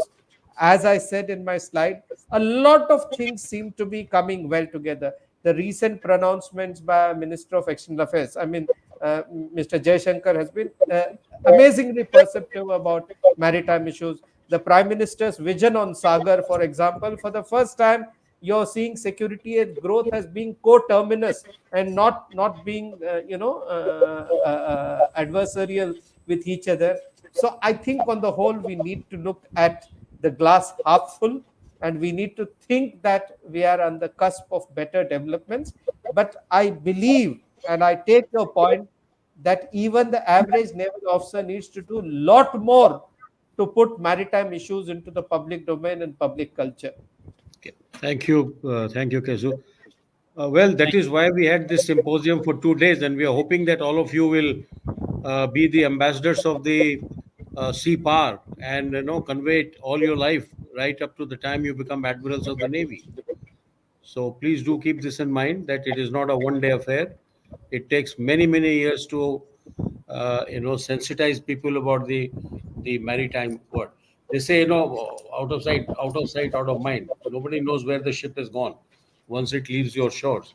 So it is for us to do that. You are right. Next question, please. Good evening to the chair and all the speakers. I'm Cadet Harsh Rai of the fourth term. My question is to Vice Admiral Pradeep Chauhan. Sir, sea power and maritime capability needs big budgets. What challenges do governments face in resource allocation when faced with other domestic compulsions such as internal security, health, and education? So this is a very good question, and it lies at the heart of much decision making by government. First of all, may I request you to just mute your mic so that we can reduce the echo? Thank you. So every government has a balancing act to undertake with regard to how much money is to be expended on what subject. However, it is a singular failing of Indian maritime thinkers and Indian maritime leaders that we have not been able to articulate sufficiently clearly to government that for every rupee that is spent, for example, in shipbuilding, 80 paisa goes back into the economy. So the activities involved in maritime development, including and especially naval development, are not a drain on the exchequer, but are actually plowing back into the economy. And if you take secondary employment into consideration, then for every rupee you spend in the whole business of naval development, maritime development, you are actually reaping more than 1 rupee back into the exchequer. This belief that there is a guns versus butter theory comes from some extraordinarily poor thinking. And why I blame senior leadership is because it is the job of senior leadership to actually make these articulations well. I also wanted to add one little comment to what the previous cadet or midshipman spoke about. If you want to make maritime consciousness a subject of general awareness in our country, we have to create our own popular culture. Where are the Indian Patrick O'Briens? Where are the Indian Alistair McLeans? Now, if you take these various people and you take the Kohli fishing community, for example, of Maharashtra, just as an example, there are fishing communities central to every coastal state and every union territory. Their stories are all about the sea. Their stories are about fishing. Their stories about people falling overboard. Their myths are about, gods and goddesses who either take souls or save souls at sea. Where are the efforts being made by us to popularize that? Popularizing kings and captains of yore is one type of thing, but popularizing culture is what creates maritime consciousness. What creates maritime consciousness, therefore, thereafter evolves into the kind of subject that you have spoken about, which is how does a government balance its money? How does a government understand what is the return on its investment in given area X versus given area Y? And if given area X happens to be naval development, then as I already mentioned, this is a mistaken argument that development of a navy or development of a country's maritime prowess extracts money from elsewhere. It actually provides the money for elsewhere. So I think I'll rest my case and hope it answers your question. Last question, please. Thank you, Admiral Chauhan. Last question. We are running out of time.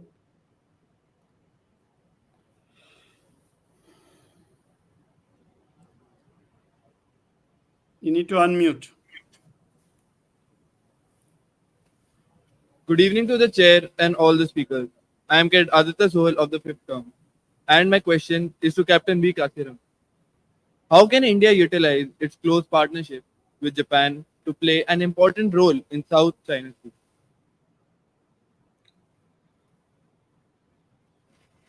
Yeah, Kasi, go ahead. Please unmute. Kasi, please unmute. Yeah. Okay, thank you very much for this question. It's a very, very relevant question. We already have partnership with Japan in terms of Quad, where these also Japan is also a very important partner. But what I feel that we must do more is that we must actually support Japan in whatever its claims which are there, if not directly, but indirectly. At the same time, we must also ensure that we don't get into the South China Sea dispute. It is a very, very measured action which we have to take. Because if we get involved into these skirmishes in the South China Sea, then we will have a problem in that as well. As far as the exercises and the partnership with Japan is concerned, we are doing much more. But there is one aspect which we could think about is the seaplane technology which we have to take from there and then use it more with respect to the islands which we have got and utilize it in that perspective. And go much more with collaboration with Japan. As far as technology is concerned, Japan is a place where they can give us a lot of technology, and that is one aspect which we must exploit and we must take it from there. But one point we must always remember is that irrespective of whatever collaboration and partnership we have, we are not going to be supported in case of a conflict directly by any one of them. We are on our own when we have our own conflict with any of our threats which we have got, be it Chinese or the Pakistan, or we have anything else. So keeping that in mind, all this collaboration and the kind of partnership which we have must support so that we become independent and we have more technology with us so that we can develop ourselves much more. And I think that would be a great step forward in conjunction with the Quad that we can do with Japan. Thank you. Thank you, Kasi. So with that, we will stop the Q&A session, and let me just switch off the mic, please. Yeah. Okay. Right. Thank you. All good questions and not very easy answers, really, because we are all struggling to achieve those objectives what you have brought out. I'm glad you have asked these questions because obviously you're thinking about these, and all of us are doing very similar thing, even in spite of being in the Navy for many years and even after leaving the Navy. We are all in our own way trying to make the government more aware of the maritime issues. Coming back just to add to what Captain Kasiraman said, much is happening with Japan. A lot of it is in public domain. Some is not in public domain. That will always happen when it comes to security and things like that. But one point is that India does not have the intention of any expansion either on land or over sea. In fact, you were just told that, in fact, we let off some of our maritime genuine claims to Bangladesh in our magnanimity for whatever reason. Now, the point is that if you participate directly with anybody in a warfare, then you're talking about being an ally. We're not an alliance. We don't have an alliance with anybody. And we will not be an ally as far as warfare is concerned. How can we help? Yes, there are many ways. We can have exchange of intelligence. We can have technology taken from Japan to develop our own systems, not only in warfare sort of platforms, but also in the civil world. So I think that while the point is right, a lot of things are happening, but you must understand the wider geopolitics of this whole region. They are an ally of the Americans, and therefore they have to have the some kind of American consent to part with some very high technology and things like that. So I think that is one thing to be kept in mind. But questions are very valid. So all that remains for me. I can hardly do any summing up because it has been covered so well. Uh, but I'll come back to again what Mahan said, more than 100 years ago, uh, that it requires many elements to become a important or a relevant sea power. And in that, he hasn't spoken about having platforms, having factories. No, he talks about how much territory do you have, what is the extent of your territory. Then he talks about what kind of people do you have. Do they have this, maritime sense? Well, they don't have a maritime sense. We just heard. Captain Commodore Kessler just mentioned. So we have to make sure that we work in that direction. Not only people like us, but you are the guys who got your whole life ahead of you, 25, 30, 40 years. So in that time frame, you will come across situations where you will have to, have direct interaction with lawmakers. They are the ones who actually have to be taught. You will be in direct contact with so much of bureaucracy because when you work with the government, you have to take your time. It's not that people don't want to learn because the quantum of work is so much. And this fixation of land border, that is still not gone. The Chinese military strategy paper of 2015, it reads that to consider yourself all powerful because you are all powerful on land, this idea needs to be abandoned. Okay, whatever it means, it's a Chinese English. And the future of China lies overseas. Okay, because that is what will bring prosperity to our people. So this is a fact, and everybody has said so. All our speakers have said so. Not that the government doesn't understand, but the final thing is that how much resource allocation do you do? I would think that as our economy grows, and I'm sure that Navy and the maritime sector will get its own share. You have the Sagarmala project. You're having the port development going on. Shipbuilding requires fair amount of attention. You require space to create those shipyards. They already established, shipbuilders like Korea, Japan. They are selling ships by the dozens, the merchant ships. So we have a long way to go as far as the entire this maritime orientation is concerned. No doubt about it. Yes, as far as Navy is concerned, the maritime combat power, I say with conviction that, our predecessors have thought quite well. Our admirals have had a good vision, so that when the politicians were not quite convinced whether Navy is required to have grow or not, our admirals had already said we have to protect the sea lanes of communication starting from Gulf of Aden, Persian Gulf, right up to Straits of Malacca. So in IOR, India's primacy has been understood by the Navy long back. And that is why you will find that, they realize that, unless we build our own ships, you will never become powerful. You can't borrow ships. You can't buy ships to become, a great power. You can never do this. So that is what now the amendments are being done. Now we are not buying any ships from anybody. But the fact is that we started building our own ships from early 60s, and we make everything, including the aircraft carrier. And inshallah, we'll have a bigger aircraft carrier built here.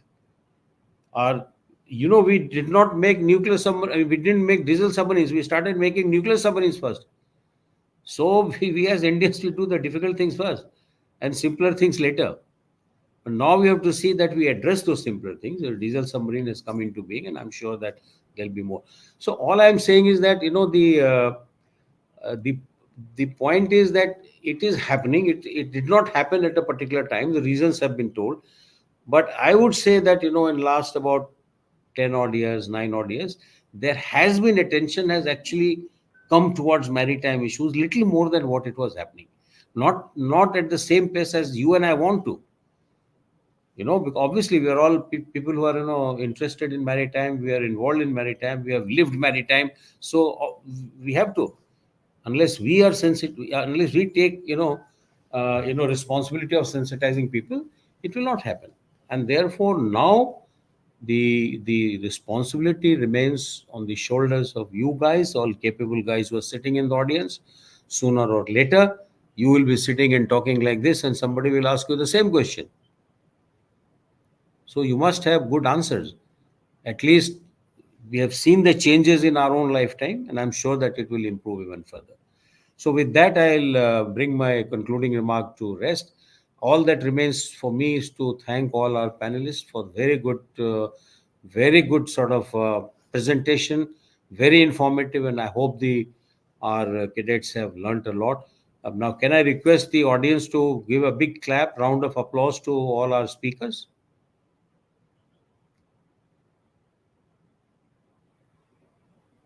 Yeah, that's it. Great. Right. Thank you. Thank you very much. You can sit down. Admiral Rajveer, I think you are the one who will next.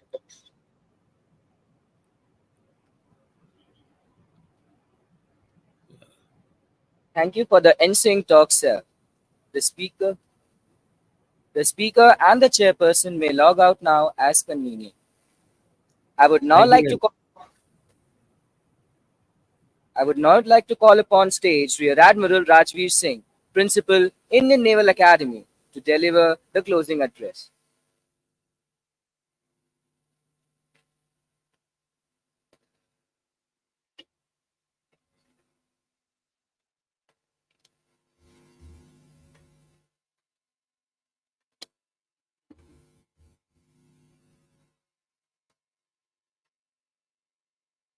Admiral R. Hari Kumar, the Chief of the Naval Staff, Vice Admiral Puneet Kumar Bahal, the Commandant, Indian Naval Academy, former Flag Officers, Commanding in Chief, Admiral Arun Prakash, the former Chief of the Naval Staff, Flag Officers, distinguished speakers, moderators, senior officers, professors, midshipmen, cadets, ladies and gentlemen. The Dilli series seminar is an integral part of the training program that we follow at the Indian Naval Academy. The seminar was rechristened as Dilli series Sea Power Seminar under the banner theme of Significance of Sea Power in 2018 to provide adequate exposure to the cadets on the importance of sea power for a nation. 4 broad themes: role of sea power in shaping nations, military use of sea power, maritime history of Indian Ocean region, and geopolitical impact of sea power were envisaged to cover all aspects of significance of sea power during the 4 years training of the cadets at the academy, providing them with a holistic understanding of global maritime security components. The theme of the webinar for this year was the role of sea power in shaping nations. Over the past 2 days, we have been privileged to hear a range of topics from our distinguished speakers on the theme. The distilled knowledge and the wealth of information shared by the eminent scholars, researchers, and academia with equal representations from the seasoned practitioners of naval warfare have been extremely enriching. We were indeed fortunate to have Admiral R. Hari Kumar, the Chief of the Naval Staff, delivering the keynote address with his profound domain expertise on maritime strategy, leadership, civil-military relations, and jointmanship. He postulated the importance of reading Indian history and illustrated the rich religious and cultural linkages. The Admiral aptly said that oceans will continue playing a crucial role in shaping nations more than land. He emphasized on 3 major lessons. That is, to learn the lessons from our maritime history, develop maritime consciousness and a strategic culture, and to unite as an Indian Ocean community. The invitational talk by Admiral Arun Prakash was thought-provoking and invigorating. He elaborated the importance of sea power with examples from India's maritime history, such as Satyavanaj, Srivijayas, Pandyas, Cholas, Jamorins from the Malacca coast, and the Great Marathas. He further highlighted that a comprehensive maritime strategy is crucial for the development of Indian economy, gainful exploitation of maritime resources, renewable energy, and blue economy. He emphasized that sea power and maritime forces will play a crucial role in balance of power equilibrium in the Indo-Pacific. Professor Radhika Session, through her research work and academic experiences, elaborated the origin of sea power and its role in annexing the land. She took us through a detailed voyage of rulers at sea, their modus operandi, and shifting of power amongst them. She focused on the use of seas for trade and cultural relations till 17th century and later to its dominance by the European powers. Admiral S.Y. Srikhande had rightly brought out the importance of sea power theories by the sea power architects like Corbett and Mahan and its relevance in the contemporary geopolitics. It aptly reflected upon how great theories have played vital role in shaping warfare and international relations. Dr. James Holmes from the US Naval War College educated us on the historical aspects, the contemporary relevance of US naval strategy, focusing the importance of Mahan sea power theory. He mentioned that the key component of the strategy is to understand that if you are not relatively strong enough to assume the offensive stance, hold defensively, and drag down your enemy strength until you are most robust. Dr. Sanjeev Sanyal, in his talk, highlighted the India's maritime power and its influence on Southeast Asian countries. He highlighted the sea blindness of the country till recent past and its adverse consequences on India's economic and military power. He stated that do not be rigid about how the history fans out and to look for opportunities for geopolitical expansion in the world. He rightly brought out the importance of the Indian subcontinent in blue economy and its potential in the contemporary world scenario. Our INA Midshipman Syndicate was just outstanding. They carefully analyzed the importance, opportunities, and challenges for economic potential of Arctic and Antarctic region. They shared the possibilities of collaboration with other nations and prospects for India in the untapped regions. The midshipmen masterfully brought out how the polar regions can be the drivers of the future with their immense petroleum, rare earth minerals, and freshwater resources. The young and dynamic midshipmen from these premier institutions have put in a praiseworthy efforts to bring forth the critical analysis on the subject.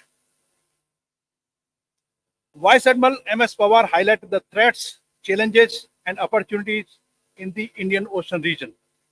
The Admiral pointed out that the Indian Ocean had been a bridge linking civilizations throughout history, where the monsoons and the sea currents have shaped connections, global commerce, and geopolitical interactions. He advocated that security and development are complementary, and one cannot be without the other. Vice Admiral Puneet Kumar Bahl, our commandant, provided an overview of United Nations Conventions for Law of Seas, including its historical background and its evolution. The commandant elaborated the role of UNCLOS in settling maritime disputes and its weaknesses. He covered a broad range of evolving challenges and developments with the help of case studies that aptly highlighted the maritime issues that merit attention of all stakeholders. Captain Raghavendra Mishra described various aspects of laws pertaining to armed conflict, San Remo manual, and its limitations with examples of case studies. He highlighted us on the law of proportionality for adjudging the military action for a state actor. He gave insights into the San Remo manual, bringing out not only how its 6 parts are linked to solving different maritime challenges, but also highlighted the challenges that the manual faces with issues pertaining to artificial intelligence and other future challenges for which now solutions are being looked through new port manual. Vice Admiral G. Ashok Kumar lucidly explained the evolution and development of maritime laws over the years in India and globally. He provided us with an in-depth analysis of various aspects of illegal activities at sea, like piracy, armed robbery, illegal, unreported, and unregulated fishing, and measures to mitigate these threats.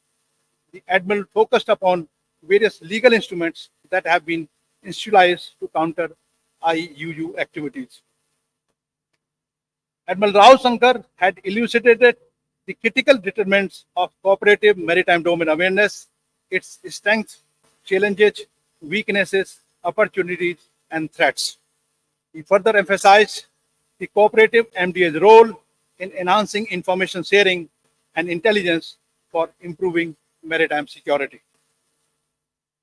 India's maritime history can be traced back from 3500 BCE.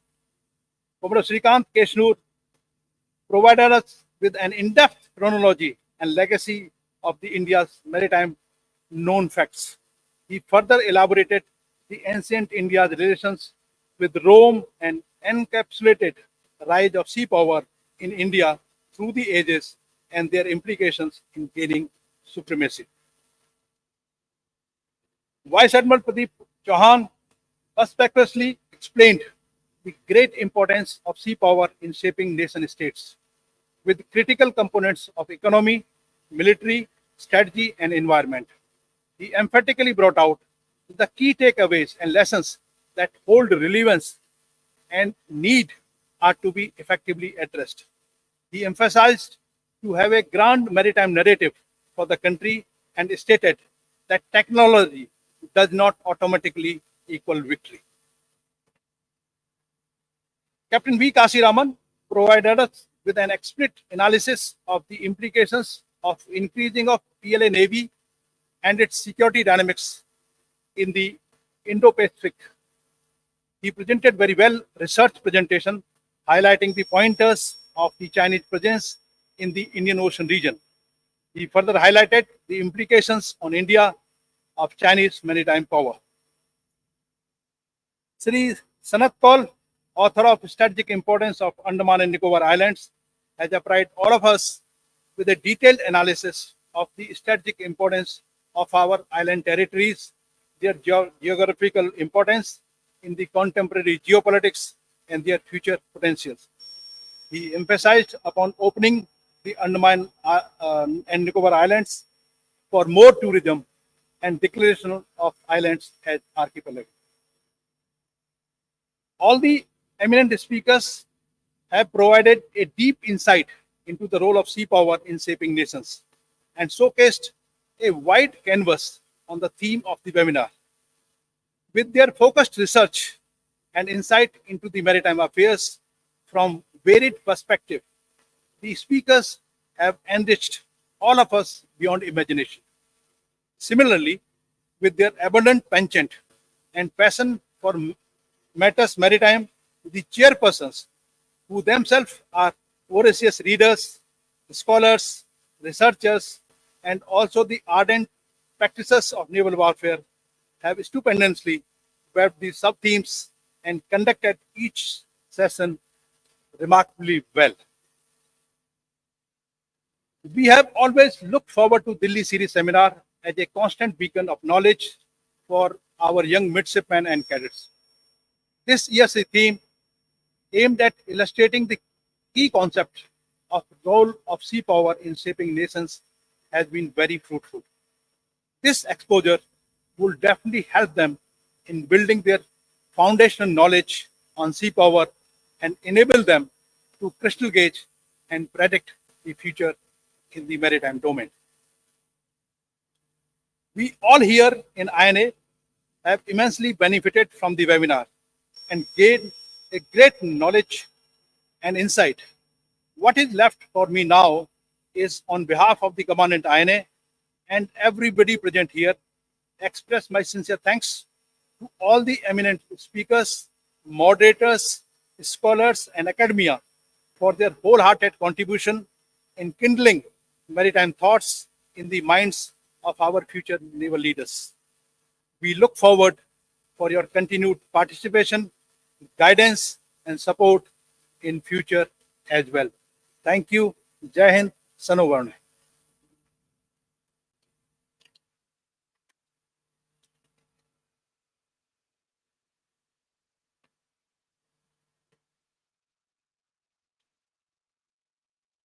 Thank you, sir. I now request Commodore A. Muthuraman, Registrar, Indian Naval Academy, to render the vote of thanks and mark the culmination of the series of knowledge-driven two-day talks.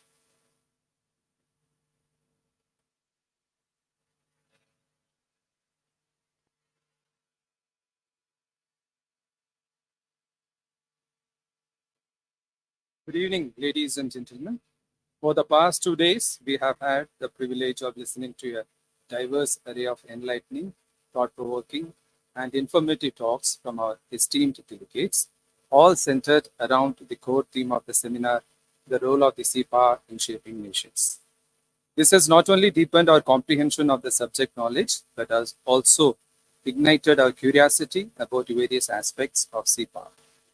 On behalf of the Commandant and Team Indian Naval Academy, I would first like to express our sincere gratitude to Admiral R. Harikumar, the Chief of the Naval Staff, for kindly consenting to be the chief guest and delivering the keynote address.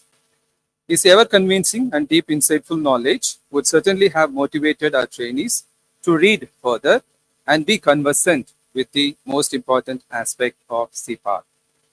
I would also like to convey our deepest appreciation to Admiral Arun Prakash, former Chief of the Naval Staff, for sharing his wisdom through his invitational talk. Thank you, sir.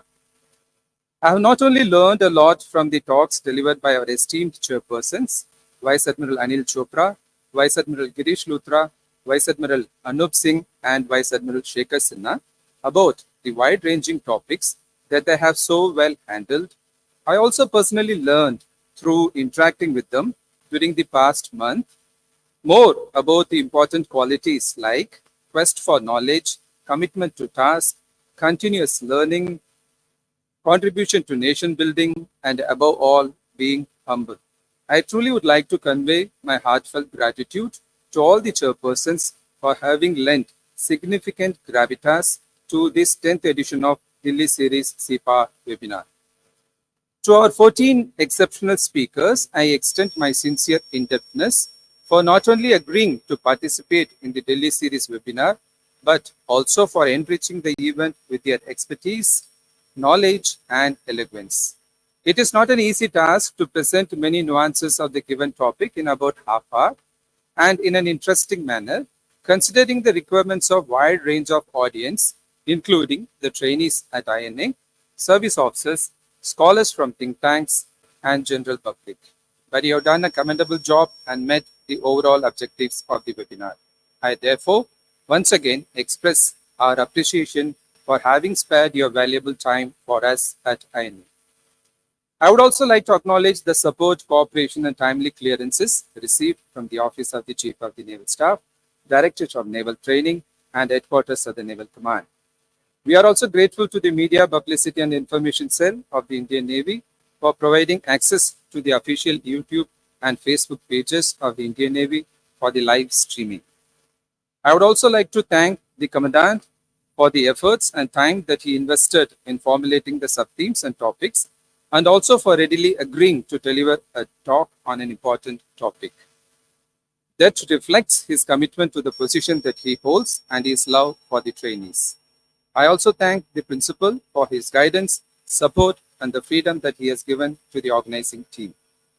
My sincere appreciation to the PD Training and his team for mentoring the INA syndicate that participated in the webinar and received resounding accolades, and also for facilitating execution of the media plan in a time-bound manner.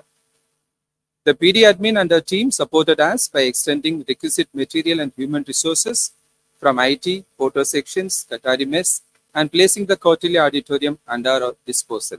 I thank her, the officers in charge, and all staff of the admin wing for this unconditional support. I would also like to appreciate the cadets who carried out the duties as MCs by balancing their schedule diligently and came well prepared to anchor this prestigious event.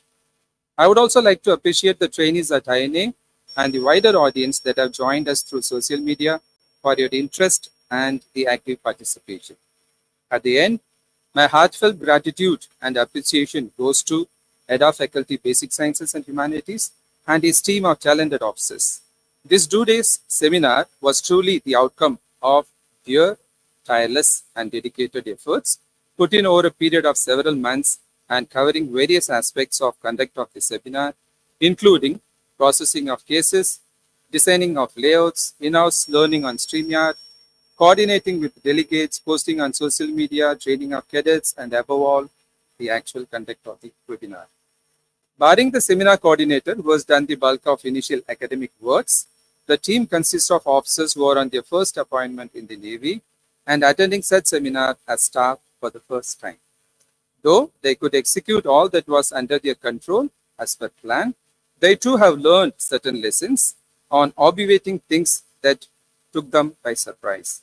Hence, you all would agree with me that only their shared hard work, perseverance, and commitment to the task resulted in successful conduct of this webinar, and my heart goes out to them. In the end, I conclude with a deep sense of commitment and optimism, anticipating the continued growth and success of the Dilli series seminar. Thank you. Jai Hind.